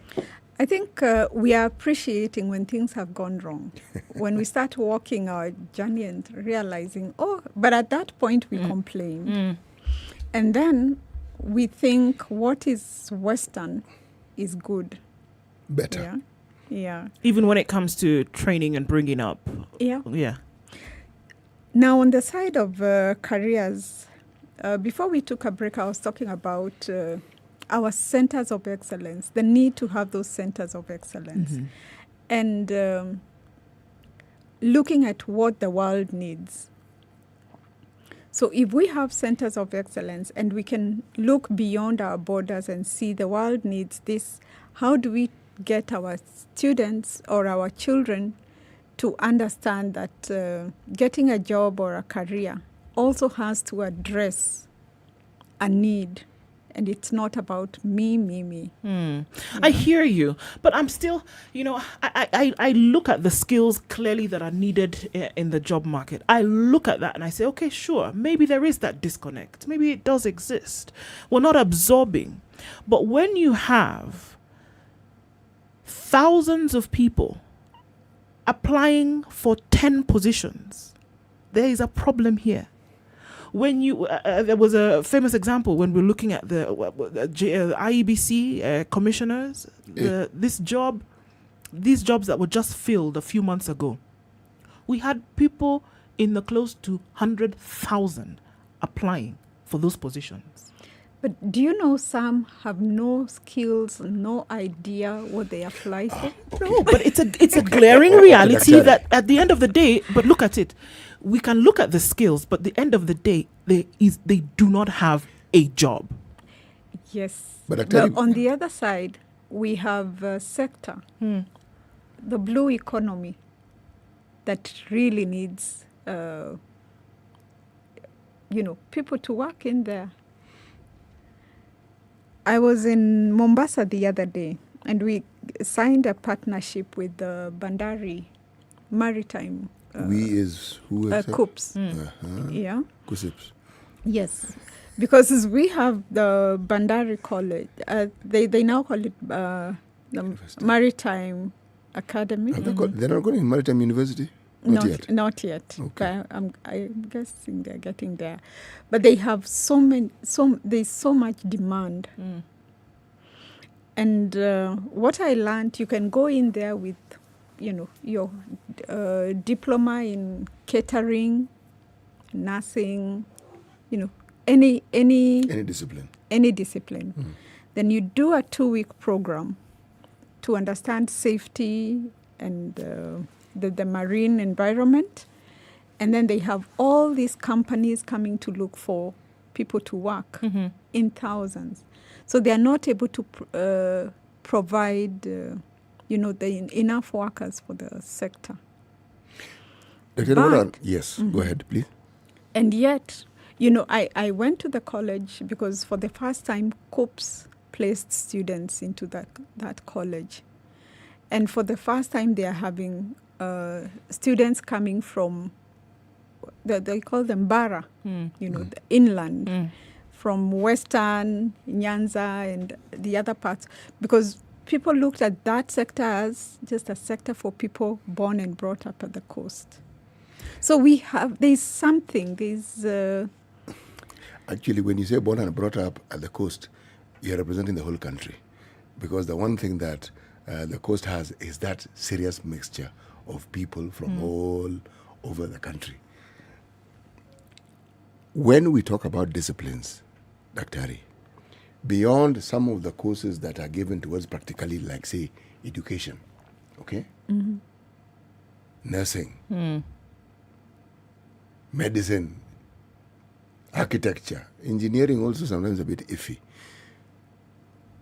You go and get a master's degree, get a PhD. What skills have you acquired apart from learning and passing exams? By the time you're doing your master's and your PhD, you must have a clear direction on where you want to go. Yes, but what skills do you have?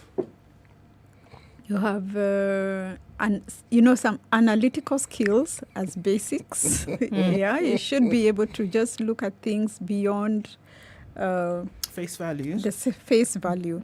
You must be creative. Your thinking is what is actually enhanced. Exactly. Precisely. All that reading, all that preparation, it's your thinking. Okay?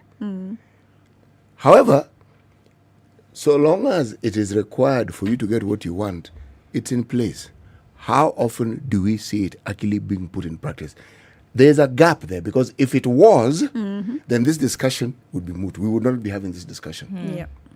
Because all these dons that we have in all our universities, they go through those processes. But I think,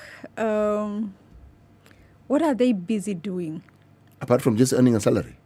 Chasing money. Yes, regurgitating. Yes. And then regurgitating what has been taught, what they taught. To get a paycheck at the end of it all and not realizing that the future then...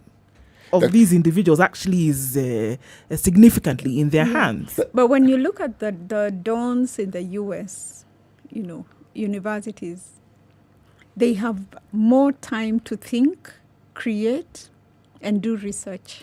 Precisely. Yeah. They focus on research. Yes. We are research poor. Mm-hmm. Here. Yes. Research and that's is, why yes. we will not see that there is a disconnect between what we are teaching and what the way the world is moving, because we don't have time to go out there and do research. But if we did, I don't think we'd be where we are today. Pardon me for being a dog with a bone on this issue, but I really do, and maybe you can tell me, then you can tell us how we can actually see the symbiosis of these relationships. Because for me, it has to be at a governance level, whereby this is the direction in which the country is going, and it doesn't have to be one direction. It can be, these are the things that we're going to focus on as policy for where we want the country to go, whether it's in research, whether it is education. We have countries on this globe that export their education. That's all they do. That's how they earn, revenue. That's what they do, right? We have those who manufacture other things that are softer skills, and that's what they put out. But there is an agreement that this is what we are going to do. So now, from a governance level, if you have that and say, this is what our policy will be, for me, then what you have is then other sectors working in tandem. Your education sector, then it's very clear that this is what we want to do, in as much as you have people going into private practice. In the public sector, which you will going to need the bulk of people working in anyway, you know that this is the direction in which we are going to be going. So almost automatically, what it means is that in your institutions of higher learning, then you're focusing on those areas with these skills. The disconnect that we are seeing, for me, then is an absence of this symbiosis. So then how can we make sure that we have that working along? Is there no trickle down of communication? Is there no initial understanding to see that this is where we ought to be? Because then if that happens, you're not going to have 100,000 people applying for 2 jobs. You're not going to have 60,000 people applying for 1 position. Those who are jobless or who have jobs. This country has great brains. And we see that when our Kenyans go to other countries and they win awards and they take up, very high jobs. Yeah. So what happens when we are in here? Here we promote mediocrity. I think we have the different arms of government, right? And we have the executive that has the technocrats and people who can sit and think and can do research. But most of what comes out may end up in the shelves. Because what clearly runs the country is more of politics. We have seen the need for a reform in the education sector. And I think the direction is very clear. But the moment politics comes in, a good idea is thrown out because of, You don't know how right you are. When I say we promote mediocrity, I'm going to explain what I mean. You look at what, say, the Nairobi Metropolitan Services have done. We had Dr. Luga here with us, and what he was saying was amount of gobstopping. You listen and you say, in this country, it's possible. They didn't go and look for some esoteric plan. Only the Ministry of Health, Mafia House, they got a document that dealt with turnkey projects. And that's what they used to build their 24 hospitals. And they said very simply, turnkey, meaning it's not just building. What we're paying for is building plus equipment. So it's a running concern. By the time it's handed over, it's a going concern. You just get people in there and you continue. Yeah. When you mention the amounts, 800 and I think and 40 million. Possible to do. When he started 800, I was thinking, well, okay, how many billion? 40, million. Done. The plans were always there. Yeah. So what is this thing that the county governments keep doing, running around in circles? Because health is the default functions. That's why my entire discussion and thing has been the thinking. Because the people who are put at the helm, and you're right, they think in terms of how they can make money, not on how they can actually improve the sector they're in charge of. Exactly. What is in it for me? I get what I'm getting, I get out. I have a 5-year contract. How can I,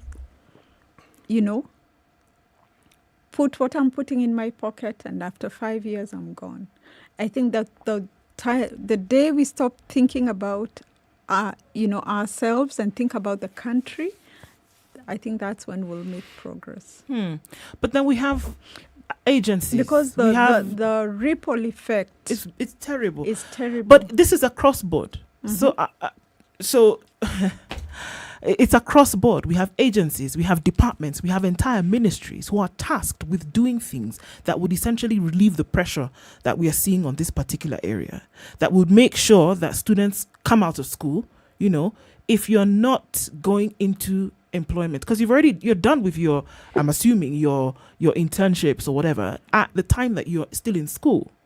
We have people who are full graduates who go into internships because they don't have anything else that they've tried. So I'm going to do an internship. Maybe I can get some more experience so that when I apply for that job, which requires me to have 2 years of experience to get it, then I would have had it. So I take 2 years, 1 year of my time after having graduated with a skill, or at least the power to then be able to go and do everything that pertains to that reading.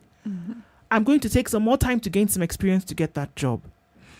Across board, there are people who are tasked with these things, whether it's in the guidance, whether it's in the making sure that these other systems work, whether it is in support of these other systems. Are we saying until and unless everybody realizes the job that they're supposed to be doing, we are stuck in the current bad situation that we are when it comes to unemployment in this country? It sounds grim, but that's what it looks like. But I'm still going back to that thinking. You see, if we keep repeating to ourselves that the unemployment is a result of certain things, we will actually get to a point where we believe exactly what we are saying. And we will not allow ourselves to actually think and say, okay, is this really the situation, or what is it really that we're dealing with here? You see, once upon a time, you had a paper posting you for a job even before you had completed your last exam. I know, because that's what happened to me. Yes. Okay? That was a different time. Now, the times in which we live in, what is the thinking behind meeting the needs of that time? The reason why you heard me saying we need to be able to look after what the country needs first. Yes, thinking globally, but what the country... It's like, I cannot be growing maize so that I can export it, and I don't have maize for my family to eat. So, where is the thinking? And if there's thinking, then who are the thinkers? Because even when the thinkers are there, what do you think causes the brain drain we have? Usually people get frustrated. Go ahead. Not frustration. What is it?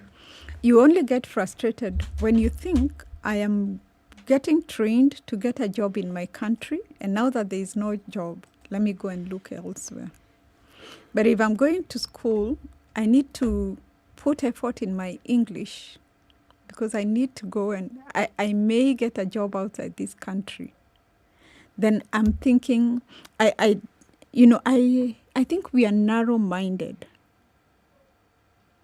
We are narrow-minded in our thinking. Why should I just go to school? You just called me narrow-minded, but go on. I've heard you. Yeah. Yes. Why should I sit in class thinking that the only place I can get a job is in my village? Yeah. Or I'm studying in some school in Kitui. I go to Seku, which is in Kitui, and the best I can think is coming to Nairobi to look for a job. Why can't I sit in Kitui and think that I can work in UK? You see, the truth of the matter is this. You cannot know what you are not taught or what is available for you to know, and if you're taught to know these things. If you're trained to just get a job, go to university, these are the things come about when you're now frustrated, you are stuck, and you can't move. Then you open up your mind. So the situation we find ourselves in is one of the best things that could have happened to this country. You know, I'm wondering why that student will not think or be taught that way. And yet there is internet. We now have online.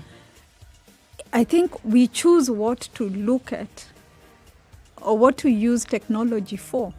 Yes, we do. But what I know, time is almost running out here. Yeah. So why don't I let you talk? You know, when you leave, I'm still going to be talking. Sure. So, I mean, coming to, there's so much to think about. I mean, what would be your parting shots in this now, even as we're still looking at this unemployment issue here? What would it be that we ought to look to in the future? I think we just let people do their jobs. We have a great plan in terms of education reforms.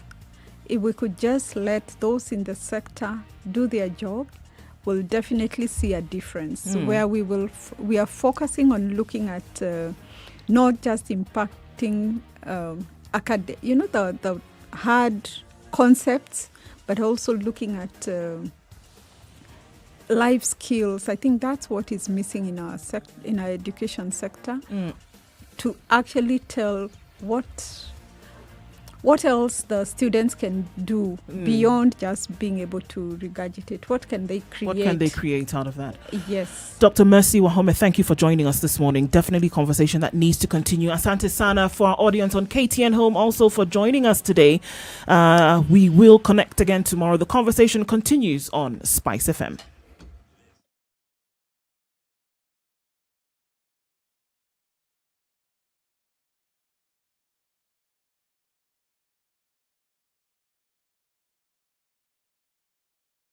SpiceFM. It's getting hot in here. Oh, everybody steals. It's better a thief who brings something small back. And I say to myself, there's no better thief. A thief is a thief, period. All those bribes, how much they're getting per year, how much inconvenience they're causing. As much as you call it a small case, it's worth it to be convicted. The truth is, we are a tribal nation. Because if we were not tribal, and I want to go back to this, you cannot continue walking around with a mug which is clean outside and it's rotten inside. We have become a fuliza country. We have mortgaged our country because of debt. You've got one chef working and the assistant chef wakati anatakana koroge unga nini hayuko. This is the Situation Room, the only way to start your day.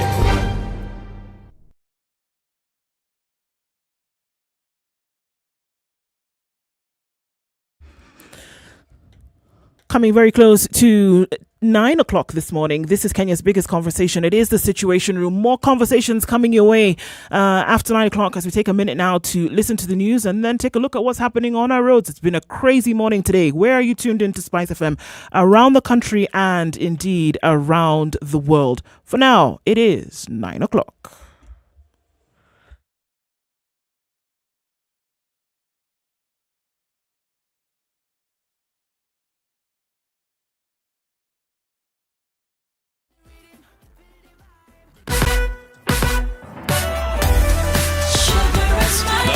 News from around the world. 94.4 Spice FM.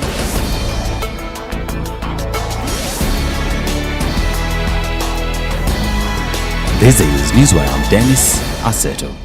Today, history is being made here at Standard Group PLC with the launch of a new converged newsroom. The launch takes place at the headquarters along Mombasa Road, led by Chief Executive Officer Orlando Liomo, with various stakeholders in the media industry as well as investors expected to be present. From the converged newsroom, KTN News, KTN Home viewers, SpiceFM, Vibes Radio, Radio Maisha and Berur FM listeners as well as the Standard readers will have up-to-date news from across the country and beyond. Be sure to join us on our various platforms for this new journey. And the Kenyan Meteorological Department has warned of heavy rains in 32 counties. The weatherman says that the rains could cause floods in some parts. In the capital, Nairobi, flooding was witnessed on sections of Mombasa Road and Uhuru Highway, rendering the roads impassable. The Met Department said the remaining counties of northeastern, northwestern, southeastern lowlands will generally remain dry, while strong southerly winds are expected over parts of Turkana and eastern half of the country. The country has in the last 1 month experienced dry weather with sporadic showers in some parts. FKF President Nick Mwendwa is expected to be presented in court this morning to face corruption charges. Mwendwa has been in custody at Gigiri police station since Friday when he was arrested by DCI officers. The prosecution has already handed over the case file against Mwendwa, with his lawyer Eric Latiff saying they are aware of the new charges against their client. Mwendwa was first arrested on the 12th of this month before being set free after the prosecution asked the case to be closed. Kenya is not planning to close its borders immediately due to the new Omicron COVID-19 variant believed to have originated from South Africa. According to Health Principal Secretary Susan Muchache, the government is determined to ensure Kenyans operate in an environment that is not hampered by an economic depression as a result of the pandemic. She, however, pointed out that surveillance has been stepped up in various points of entry where everyone will be screened and show proof that they have been vaccinated. She also encouraged those yet to be vaccinated against COVID-19 to do so. Now, leaders from Nakuru County have told Kenyans to exercise caution in the wake of a new outbreak of COVID-19 new variant. Governor Samuel Tunai and Women Representative aspirant Rebecca Tonkei said the locals should continue to follow health protocols which are set by the government to fight the deadly virus. Tunai said the virus will be destructive if measures are not put in place by the locals and the government. Tonkei said Kenyans need to heed calls by the government on the virus to avoid a recurrence of restrictions from the state to the people in a bid to reduce prevalence.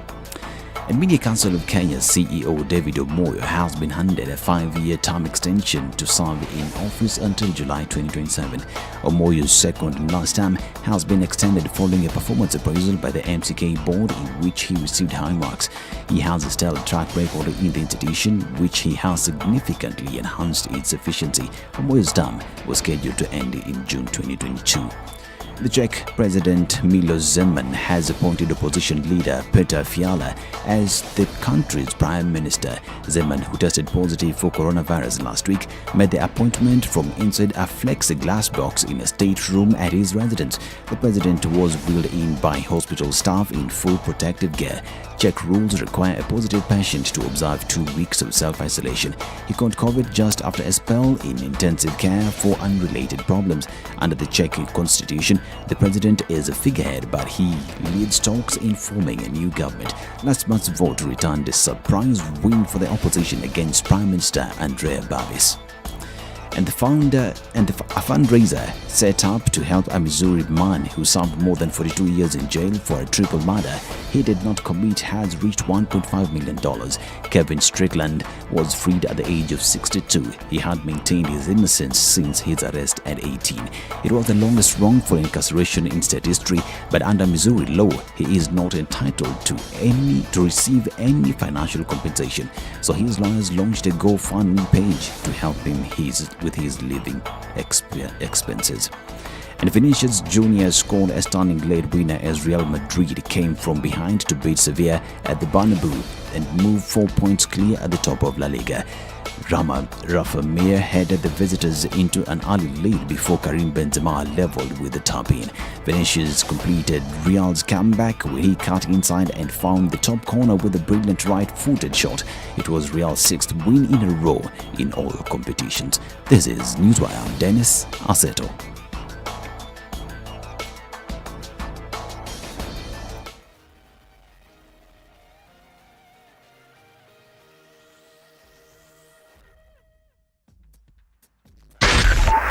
.4 Spice FM, Nairobi. All right, what are we looking at this morning? Still some traffic coming after 9 o'clock. Still continues on Mombasa Road this morning. The heavens have still remained open in terms of rain for most parts of the country and the city as well. Warned of those heavy rains, as we heard a few minutes ago. We're also looking at traffic still coming off Langata Road today, quite heavy there. Several parts also coming, then feeding to Ngong Road. The Thika Superhighway still remains hot and heavy coming into the city, as does Kiambu Road. Actually, when you look at it, it's not that bad, but it slowed down because the rains continue. coming off Jogo Road, then going towards the roundabout at City Stadium, and then on towards Landis and out towards Kamkunji. Haile Selassie also taking it and slowing down considerably. So we're going to keep an eye on things for now. Doesn't look too crazy. Hopefully we'll get crazier. Let's see what happens in about half an hour. Talk to us on SpiceFM KE on Twitter. Text for 0127.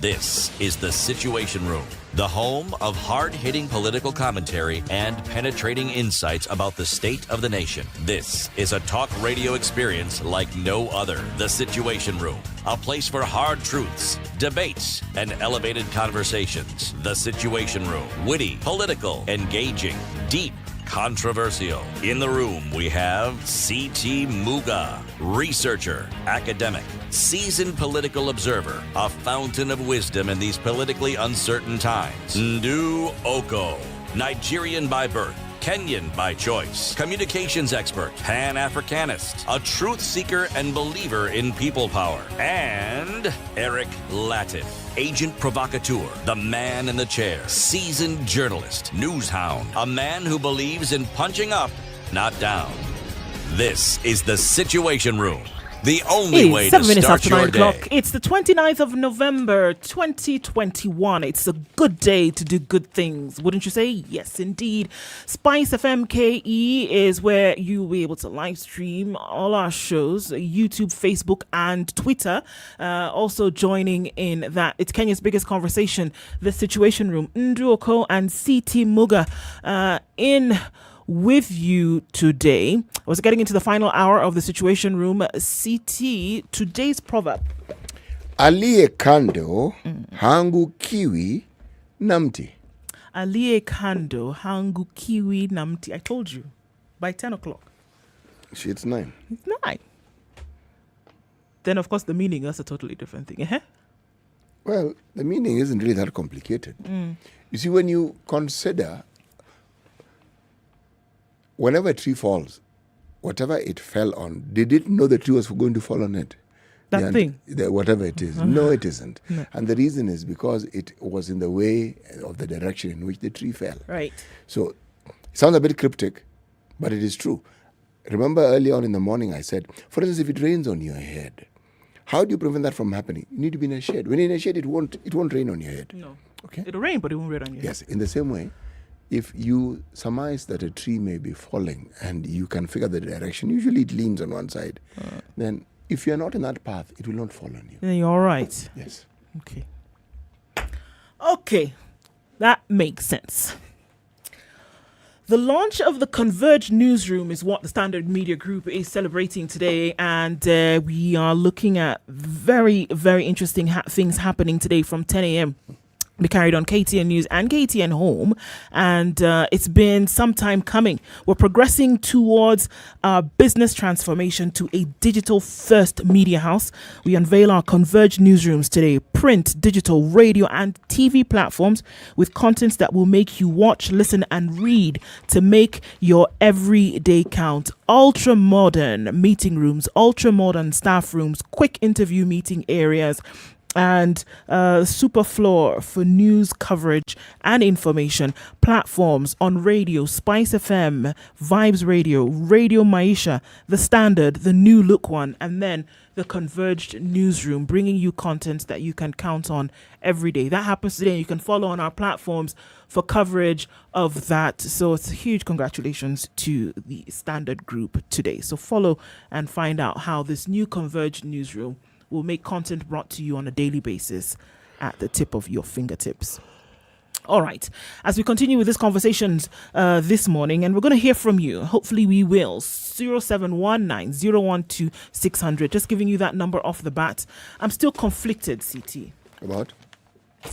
This job thing. I look at, I can't remove from my mind, day after day, you see people walking around with the proverbial brown envelope, going to hand in your CV somewhere, and people have been doing that for years. What, interestingly enough, when I came to Kenya, I then found out was called tarmacking, because people were basically walking, looking for where they could leave their resume and hopefully be called for a job.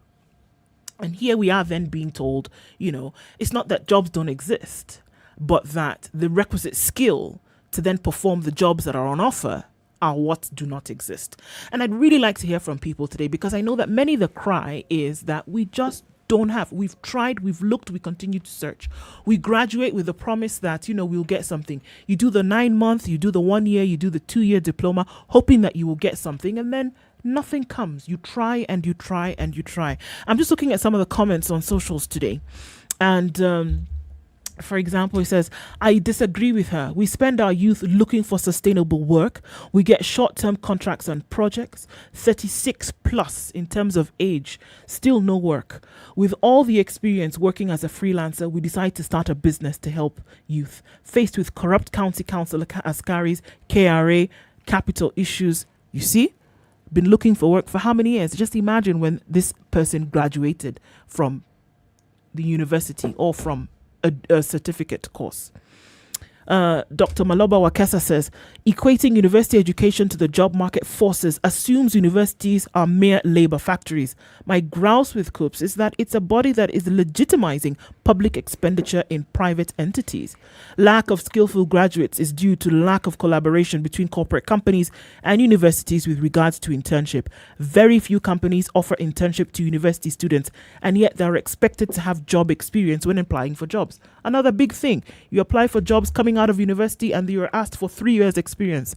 Is there an experience pot where you go dip this experience and then apply? Or are you taught experience? Or are you taught experience in the university? Yes. What do you expect? We're frustrated from every corner, and it's evident. We should have an honest discussion about joblessness in this country. What does it tell when JSC advertises 500 jobs and 60,000 youth apply for these jobs? While youth are trying to venture into business, the taxman is on their neck. Corrupt people are stealing youth empowerment funds. What are we going to do? So is there a serious joblessness problem in this country, or is this a serious lack of skills problem in this country? Which one is it? If you look at that particular discussion and you ask yourself the basic fundamental question, why do people go to school? At the time, at different levels, one, you want to learn to read and write, because it's important for you to read and write. You want a child to be able to socialize with other children. That's why they go to school. Then they go to secondary school. So what's your purpose of being in secondary school? It's not to train you for a job, because what training is an experience. Beyond learning, your experience is the learning, what you've acquired. You've experienced learning. To understand this, you want to look at an example of a country, Switzerland. Right. Switzerland have a very interesting system. They have institutionalized an apprenticeship system. Where, yes, there's an academic system. You can go read, get one degree, pile one on top of the other, pile another on top of the other. But a lot of what they do and what they focus on is, I could say, on-the-job learning. Meaning, yes, you will have academic subjects, but the focus is not just on the academic, but what you do with that learning. An apprentice system means you are there watching other people do things and learning how they do it. Right. And then you can bring your innovation into that. And that entire system and culture has been focused on that. So even your qualifications are based on not just on what you have studied, but what you've done as you are studying. All right? Our polytechnics were known for this for the longest time. And to understand it, you talk about the job market, people would prefer to employ somebody from a polytechnic. Why? Job markets are practical places. They want somebody whom they know they will employ, and with minimum training will be able to get the job done. Then begs the question, look at the subjects that are taught. These subjects, are students trained, and do they know full well what it is they can do with these subjects that they're learning or they're studying in great detail when they graduate? If I say study physics, what do I do with that physics when I finish? I have a degree in physics. I have a degree in chemistry. So do you know what you can actually study? Or do you know what sector you can work in armed with this physics? What are you going to do with this physics? What are you going to do? I've studied maths and double maths. What am I going to do with it? I've studied English. I've studied language. What am I going to do with it? As opposed to if you study medicine, you know that, all right, I could You're be a doctor, or I could be a medical advisor here, there. Yes. That's why I even mentioned earlier on the examples of, say, architecture. You know. But then, where are you going to work? Because there's a limit to how many people will want to employ an architect to design their house. Part of the reason is they don't really understand how useful it is to actually have an architect have an input. They seem to think, but it's just drawings. You can get somebody who, draftsman to draw. It's a little more than that. But what am I saying? If our entire learning system doesn't focus on growing your mind so that you can think, not so that you can absorb information, regurgitate, no, think. And then you can apply that thinking into every discipline and everything that you learn, then the education system is a complete waste of time. It's not helping anybody. At independence, there was a need to train people to fill in the jobs that had been held by the colonialists. There was that need. That need came and went. Then came the need of building the nation. Are we saying that our thinking and the education sector and the thinking that we put behind it is actually geared towards that? The policies, the plans, whether it's industrialization, commercialization, whatever it is we think is important. Now, if there is a gap in responding to any of those questions, then we need to apologize for the many young people who've been going through this education system and who now find themselves helpless and hopeless because we failed them. We didn't prepare them adequately. Didn't and are not. No. Didn't? And it continues. Now, imagine when they get to the age where now they are at the point where maybe some of them are teachers at the university and schools. What do you think the next generation after that is going to be to churn out? Yes. So the situation doesn't look really good. And I'm asking for those who have been, plowing the tarmac, as it were, and are saying, okay, I've tried last year, I tried the year before that, I've tried the year before that, and maybe now I'm going to start looking for some kind of business. Is it that the jobs you've applied for, they say you do not have the requisite skill, or are the jobs not available? And I'm still asking that question. Are they just not available? There's not enough. 60,000 people applying for 500 positions. One position, and you have, how you look on some of these sites and you see one job application already, 3,000 people have applied. Yes. Here. So what is the problem? And I'd like you to have that conversation with us this morning. 0719 012 600, 0719 012 600. What's the problem? Applying for jobs and they don't exist, or applying for jobs and you're told that you don't have the skills that we require, go back and get some more learning? Because either one, there are problems and then something must be done about them. Yes. Because has the system created a problem whereby they are churning out students on a yearly basis, many times during the year, not armed with the proper skills that they need to then either one, go out and work in a private in the private sector, work in the public sector, or start their own business, that they cannot do that. Then we have a major problem here. Or are we saying that the jobs that are available are not enough for the population of those who could actually do the jobs? Either one, we have a problem here and something needs to be looked at. But is that the situation? I know that there was a time when I heard that people are applying for jobs and they're not getting them. But are we looking at a situation today whereby we just do not have enough? And if so, what recourse have people taken? As you've looked for a job and you've not found one, what then have you done? Talk to us this morning on 0719 012 600, 0719 012 600. Even as we are looking at that, in schools today, in universities today, is there the engagement then from lecturer, from guidance to student about these are the things that we would like you to look for? Are we inviting the corporate sector into universities?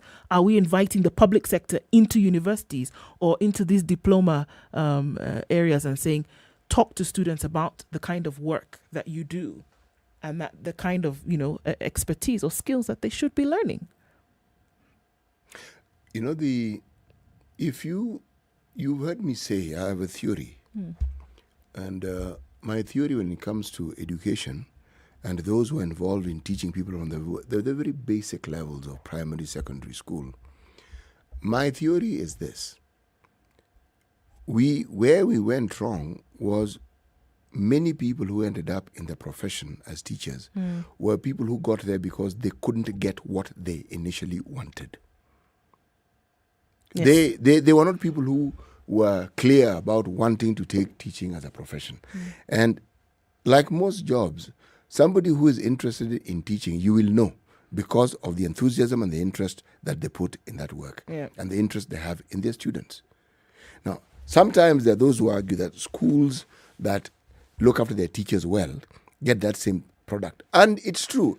If someone feels that they're well remunerated for their efforts, then there's every encouragement for them to continue putting in more and more and more effort into whatever it is that they're doing. There is. Now, it's a vicious cycle. It gets to a point where it's a vicious. The bulk of our students are in public schools. Public schools are overcrowded. Public schools have everything that could possibly go wrong for them. And yet, with all these things, you still have remarkable students coming out of those very institutions. So you know what you must ask? How much effort do these teachers actually put in? Because resources lacking or daunting, capacity for students to learn limited, students themselves sharing resources that are in themselves diminished, and yet they do well. Now you tell me, when this is the story we keep talking about year in and year out, year in and year out, year in and year out, and there isn't enough discussion about light at the end of the tunnel, well, then we then have to focus as to the reasons why. And the reason is a fairly simple one. Dr. Mercy pointed out quite well. The focus isn't on the job at hand. The focus is on how you can benefit. So that competing interest always runs interference and always interferes with everything else that we're doing. Indeed. Let's pick some of your calls this morning. Let's hear from Janet in Nairobi. Janet, good morning.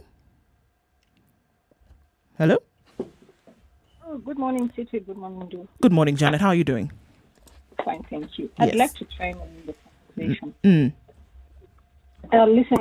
Listening to you people talk about unemployment and all that. Yes. I think it is so multifaceted. And one thing I think you people are also missing, you are talking about not involving the corporate sector.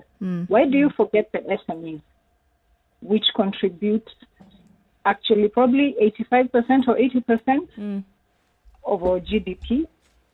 And why don't we involve the SMEs in this or put them together in a conversation in the universities, in the technical institutions? I, for example, I am a graduate. I have my postgraduate degree, but I am in the geothermal sector. I've been at this now for the past 6 years. Yes. But when you try to get people who are in the current job market, the disconnect is so huge. When you say the disconnect, what do you mean exactly? First thing, I think number one is just the way we are churning out graduates who are also self-entitled. They would not want to do some kind of job.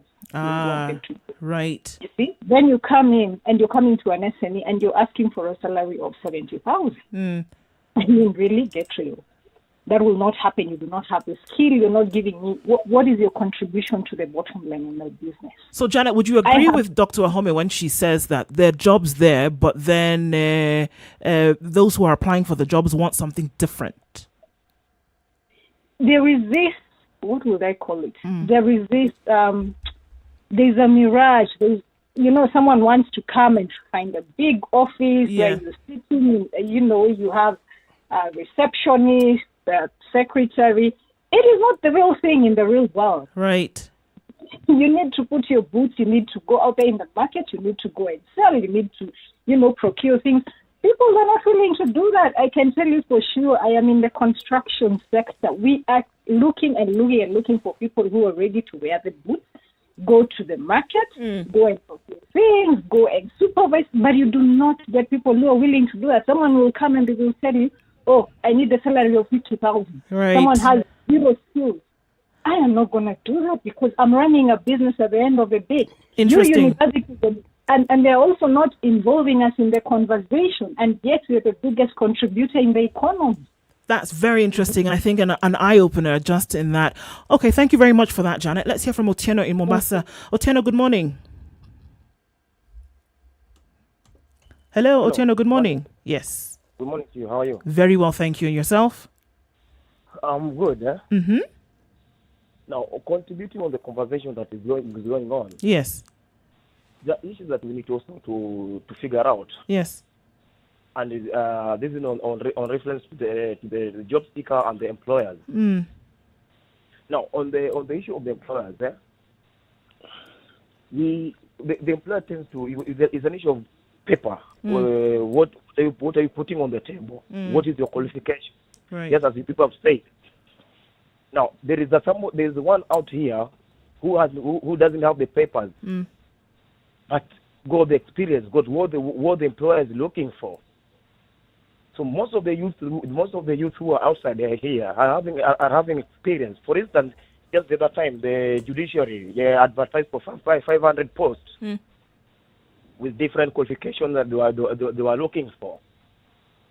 Or looking at our court corridor, the legal clerks, who majority they don't have the papers that the judiciary are looking for. Yeah.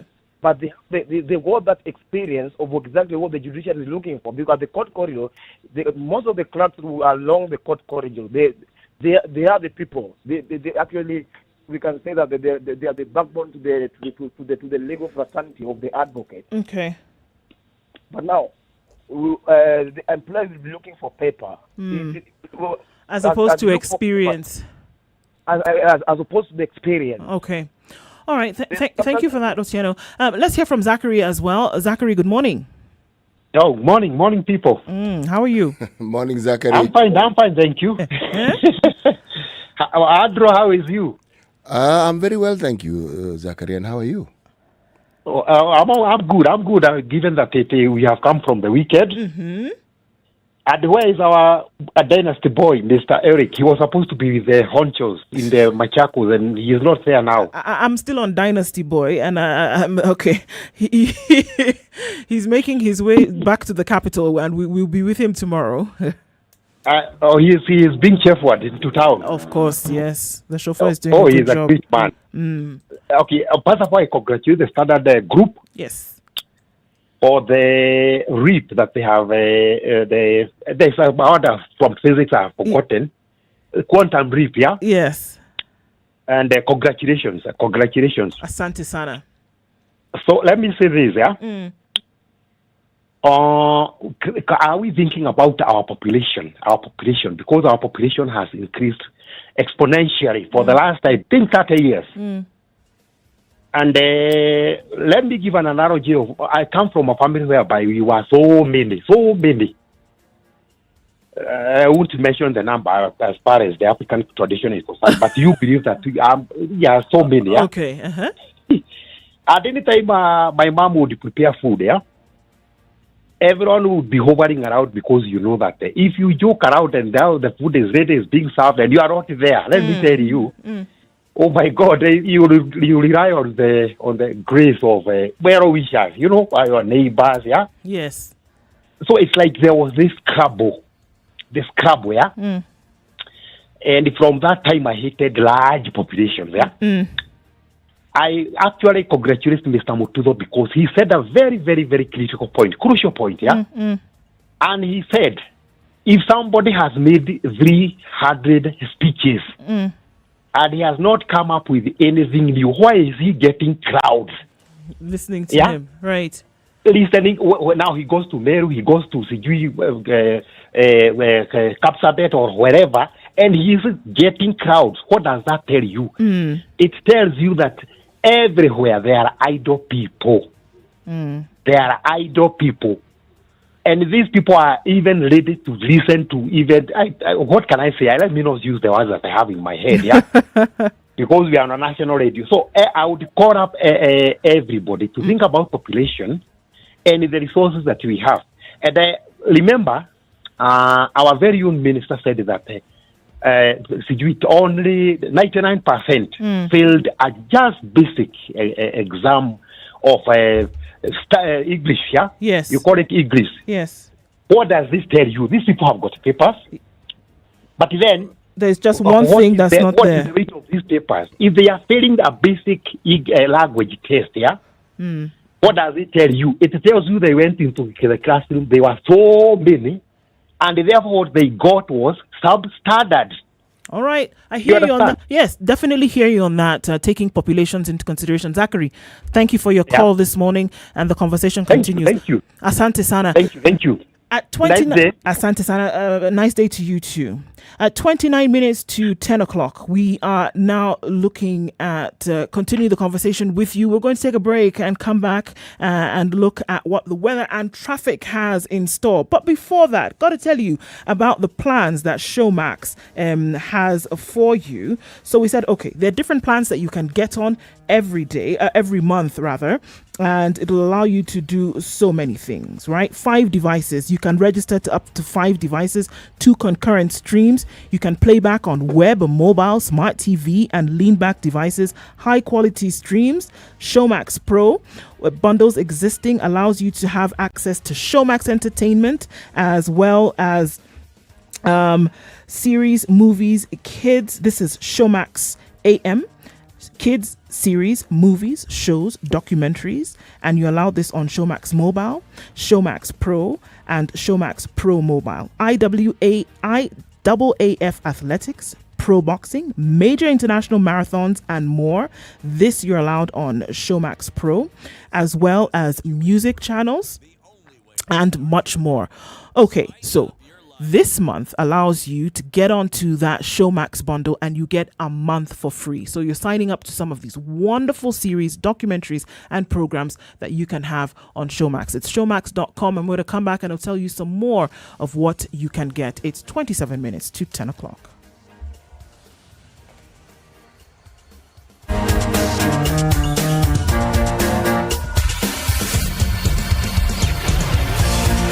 This is the Situation Room, the only way to start your day.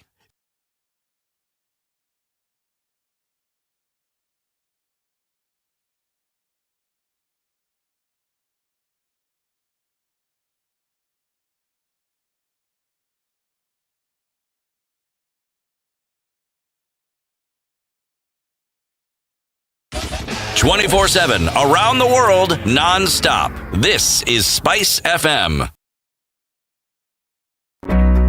There are thousands of jobs in construction and real estate waiting just for you. Listen to Double O Direct from 10 a.m. this Saturday on 94.4 Spice FM. Streaming live on standardmedia.co.ke. Light rain continues in Nairobi at 19, highs of 24 and lows of 15 today. In Nakuru, 18 degrees and mostly cloudy, highs of 24 and lows of 14. Nyeri, light rain at 17, highs of 22 and lows of 14.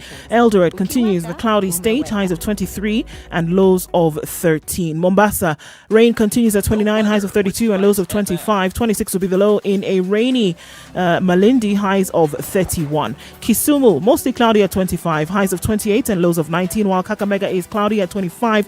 It'll go to highs of 28 and lows of 16. Kampala is mostly sunny, highs of 26 and lows of 18, at least for now, and we're looking at rainy conditions throughout Dar es Salaam. On 28, it'll go to highs of 29 and lows of 25. Johannesburg is sunny at 20, highs of 26 and lows of 15. And Lagos, rain continues, highs of 34 and lows of 25 today. Sunny conditions in Kinshasa, highs of 32 and lows of 23. -1 is what we're looking at in Paris now. Highs of 7 and come down to lows of -1. 6 degrees and rain in addition to the cold in Beijing. That'll be today's high, going down to lows of -1. It's now 0 degrees in London. Cloudy conditions, highs of 5 and lows of 0. And New York, early Monday morning, 5 degrees, highs of 6 and lows of 0.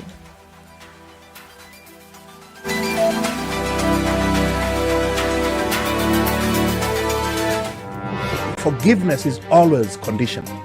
Even before God, there's nothing like unconditional forgiveness. Government doesn't pay you pension until you retire. In fact, they have no money for you. The day you retire, they look for it.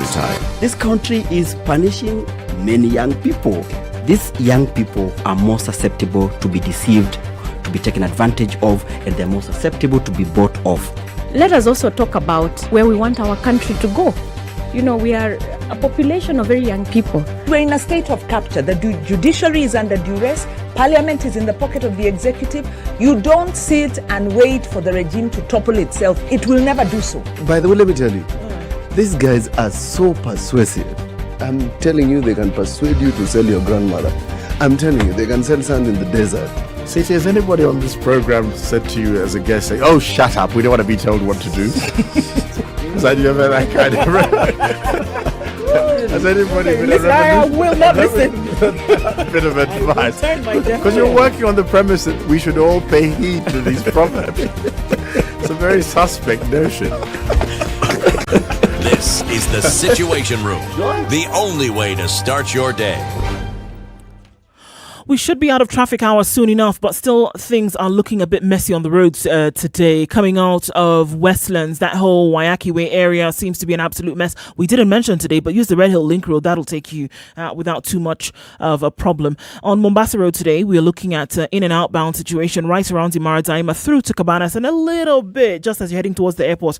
But it's looking a lot better than it was before. That whole mess that was on North Airport Road today has been cleared. That is not too messy right now, but then you're looking at the Donholm interchange going out towards the train station, and that slows down considerably. Also coming off a Thika Superhighway, looking a little bit better, but we have traffic at Survey, then going out towards the Muthui Square. Kiambu Road also dwindling in traffic, which is a good thing. Ngara, however, as you get towards the Globe Cinema overpass and then out towards the city, that slows down. Limuru Road also looking better. We're getting a few meters out and a few minutes out of traffic hour, not too long from now. Let's keep things sane through the day, shall we? The roads are going to be slippery for some time so long as the rains continue. So be careful in as much as we're trying to get where we're going in good time. And as you do all that, you can talk to us on SpiceFM KE on Twitter. Text on 40127. Are you ready? Okay. Spice FM. Mature, intelligent talk every morning. Spice up yourself.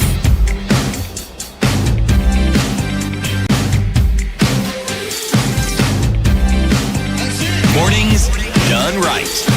94.4 Spice FM, 22 Nairobi. minutes to 10 o'clock. It's Kenya's biggest conversation. We continue with the discussion this morning. And I see a lot of you were trying to call in before we went to break. So the phone lines are open once again, 0719 012 600. Asking, it's interesting, that SME issue that has come up, CT. And, Janet said, you know what? Why is the informal sector not being recognized in this conversation? Because it would seem as if what you're doing, what you're being prepared for here is when you finish university education is a hoity-toity job. You're chauffeured around the place and offered a happy fat salary. Why is it not taken into consideration that we want to build a working nation from the ground up and taking that realization into consideration? What policies do we have in place that would help feed into this narrative? Because the master plans exist and visions also exist. But if they exist on paper and haven't been spoken of loudly enough, then we cannot know what they are. But that's why I asked the question earlier on when we had Dr. Mercy Wahome. So when we look at our education sector and we look at the contributory factors that it must bring with it to our economy and to our country.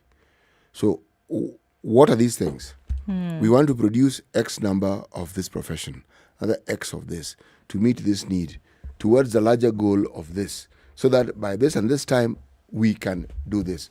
Instead, people talk about what we want to do, what we want to become. When we get there. Yeah, and yet the building blocks that get you there, you don't see them in place. You don't see the structure.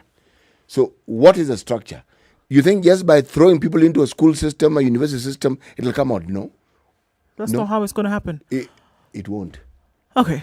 Let's take some of your calls this morning. Let's hear from Akim. Akim has been on the line, calling in from Mombasa. Akim, good morning. Morning to you, Ndu and City. Good morning. Good morning, sir. Let me contribute to this debate.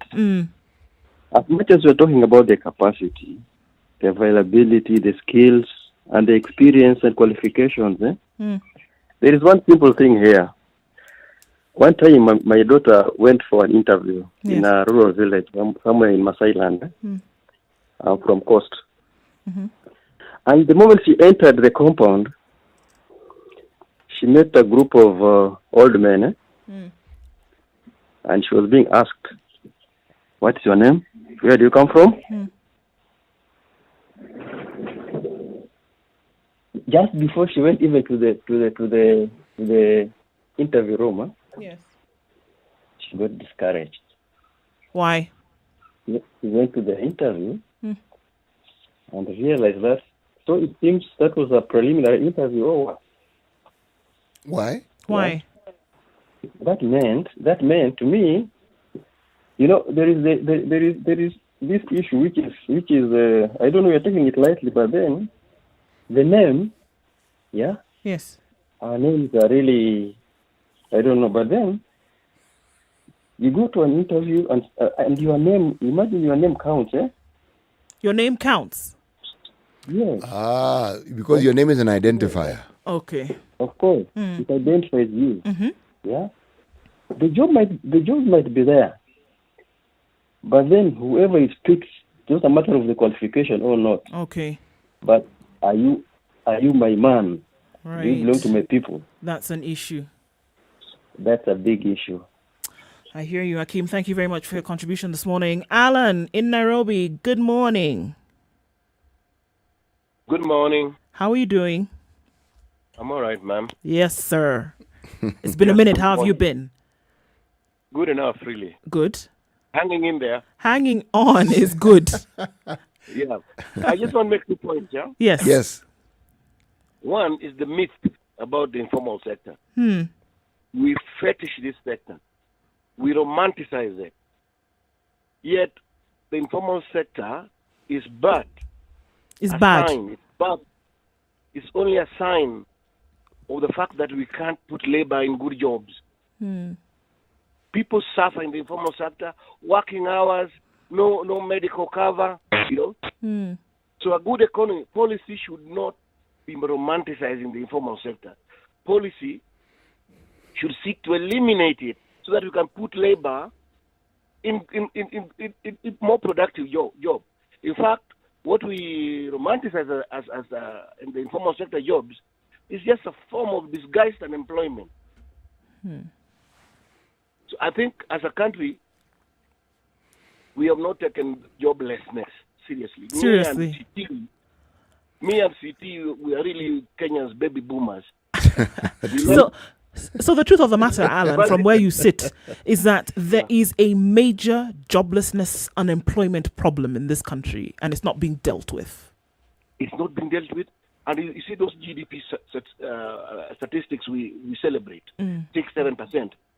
You have to have the judiciary, have the, that judiciary experience to shock you that, hey, this problem is this big. Yes. I think policy is not addressing joblessness the way it ought to be. And now these days, the excuse, they're hanging on to the informal sector statistics and don't even know how they generate that informal sector statistics. Indeed. I beg to move.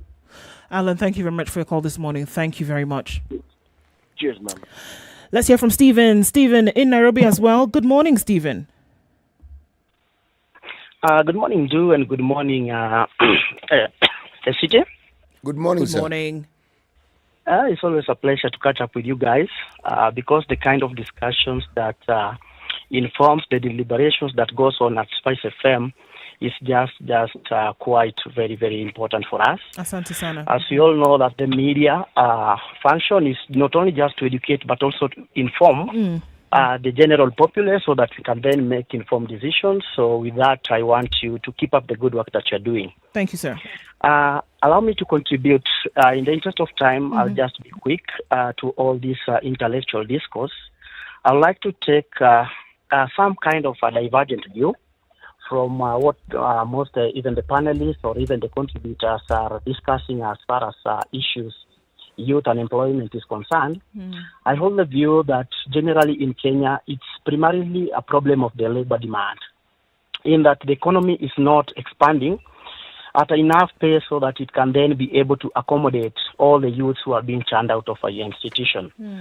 It pains me to some extent, in that people are sort of taking the view that our universities or rather institutions of higher education, they are churning graduates whom they consider as half-baked. But if you look at retrospectively, these institutions have been able to churn out academics of greater repute.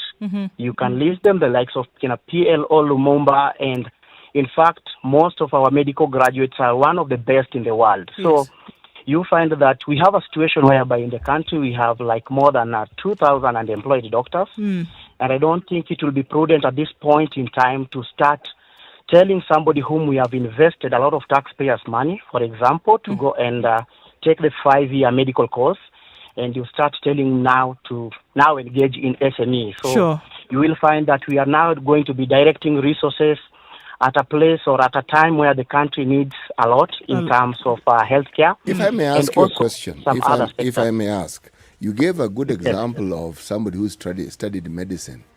But if that young person decides to say start a clinic, it will be an SME. It is an SME, yes. It is an SME, but then let us look at the economic policy or the macroeconomic situation in the country. Is in such a way that even the institutions which can offer capital to this young person who might decide to start a clinic, the requirements even from our financial institutions, they do not lend based on the securities that you provide, but they lend based on your cash flow. So you are directly from the university, having graduated, never engaged in any business of some sort, but then they will ask for your cash flows, and then the security is only used as a last, sort of instrument in case of any default. So I hear you on that. Thank you very much, Stephen, for your insights this morning. Thank you. Some good points there. Thank you. For sure. Thank you.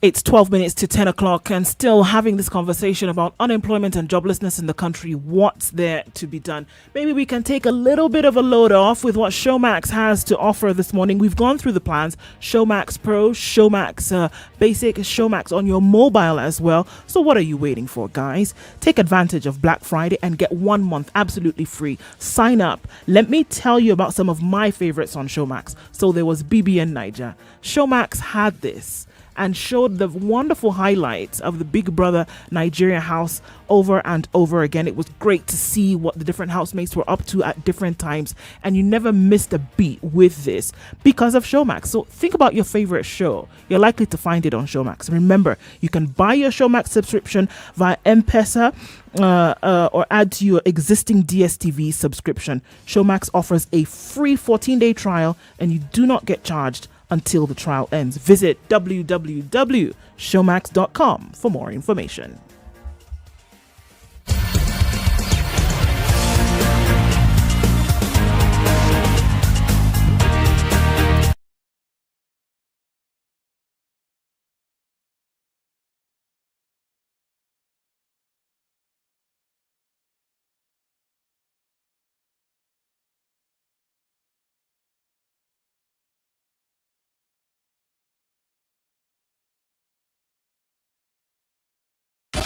"24/7 around the world, non-stop. This is Spice FM. This is something people need to understand. Your money, my money, equals our money.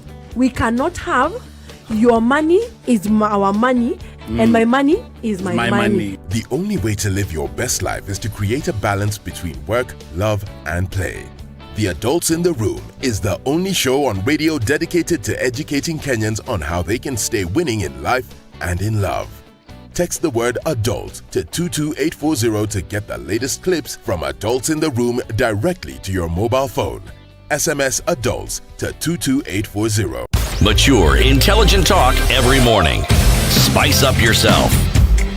At 10 minutes to 10 on the nose, coming down to a few more minutes left in the Situation Room this morning, and been discussing today the unemployment, joblessness situation in this country. So many people have very many insights on this, but the thing that's throwing itself right at me right now is that it's a problem that has been there for the longest time. And more so, very little has been done about it. The numbers are given, just like Alan said, the numbers come at you every so often. And you know, all right, this is such and such percentage vis-a-vis what it should be, et cetera, et cetera. But then what do we do with it beyond the numbers? And we've seen where the gaps are. Just in this last couple of hours, we've seen very clearly where the gaps are in this whole thing. But then why is nothing being done to fill those gaps or to make those connections where there's a disconnect? And how can we? To say that folks need to sit up and do their job is one thing. Actually, they are doing their job and they're looking after their interests. See, these broad strokes, beyond there being policy statements, policy documents, research done on it and archived, you are asking whether we have people who can stand up and be counted, people who are willing to say, I am going to pursue this and this is what I'm going to do. I'm going to make sure we straighten this thing out and this is what is going to be done. The conversation we had earlier on with Mheshimiwa Muthui was precisely that. The history of what he was able to do. You see, it's something that the current narrative we have in this country seems to want to do away with it, so that history is supposed to be not that significant, and actually it is. Because that history is what has made you. And sometimes without speaking about it, there are many people who may not know that history. You assume they do, but they may not. They may be enjoying the benefits of it, but yet they really do not know what it took to actually get there. Yes. Indeed. History is very, very, very fundamental in understanding very many things in life. Even as you talk about the future, remember the thing he said with regards to what was said in Nyeri by the governor, and said, what are you going to do for us now? The here and now is absolutely important. But the here and now wouldn't be there without the history. The history. Yes, it wouldn't be there. So if you want to move a step further, again, the history of the situation that you are in that requires remedy has to be looked at. Because if you're asking, what can you do? Okay, it means there are things that need to get done. So what has gotten done and why has it not? Again, history. Our history shows us that our people took firmly as a religion and a faith by which they adhere self-interest and accumulating as much health as you possibly can.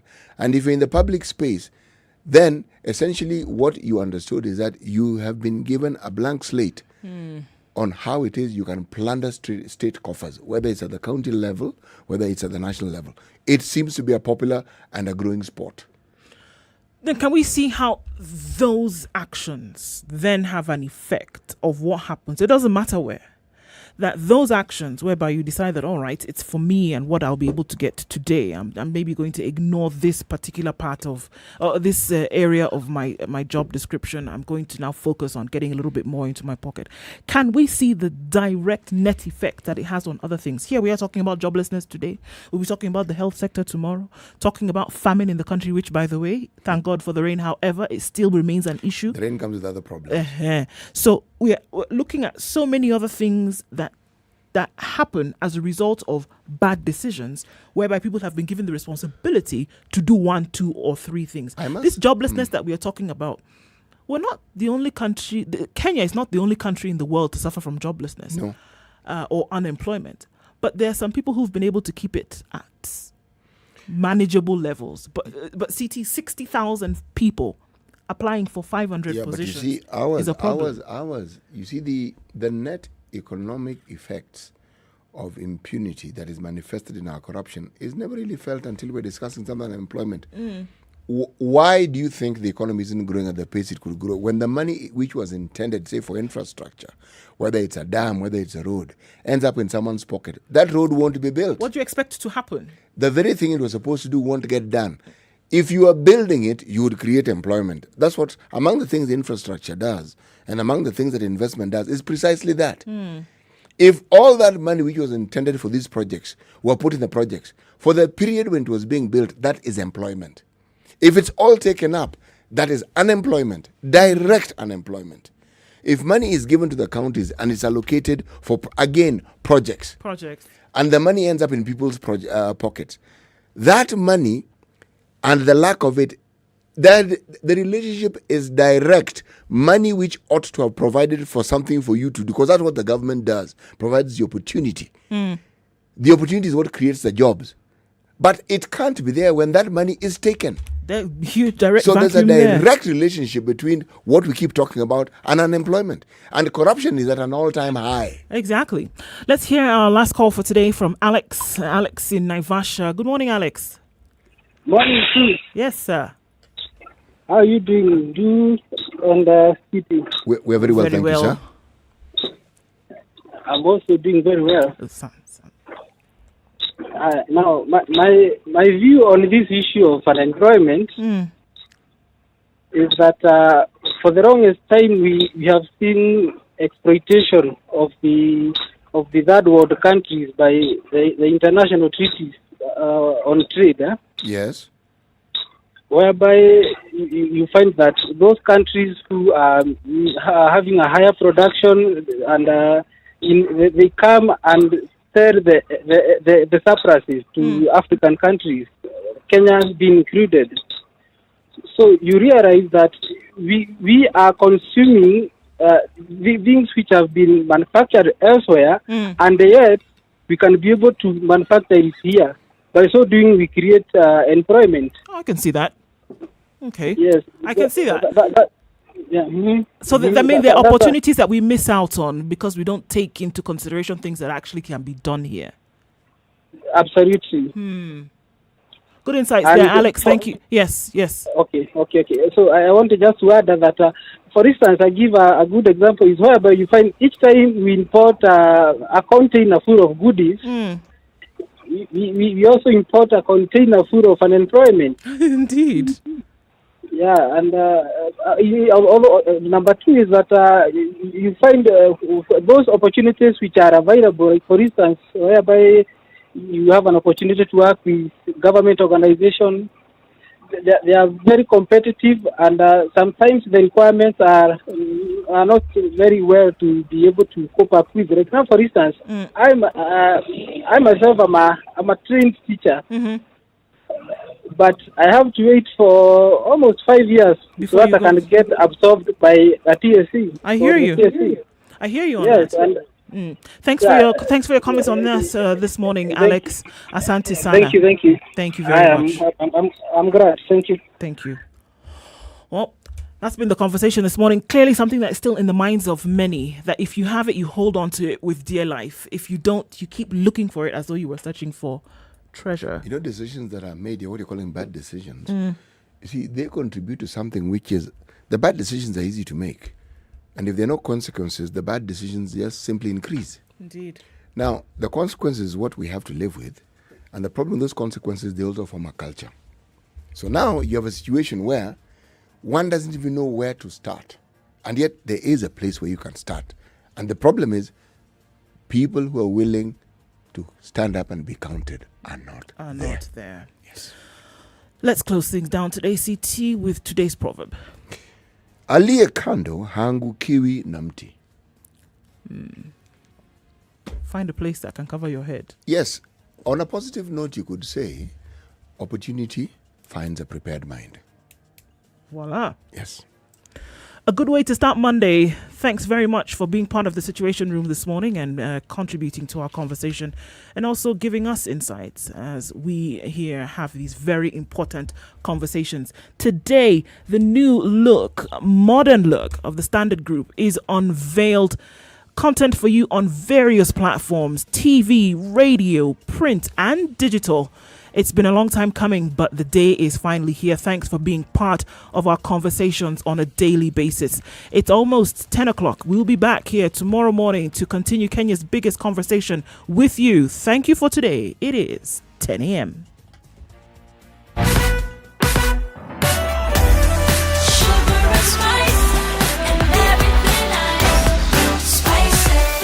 Spice up your life. The latest news from around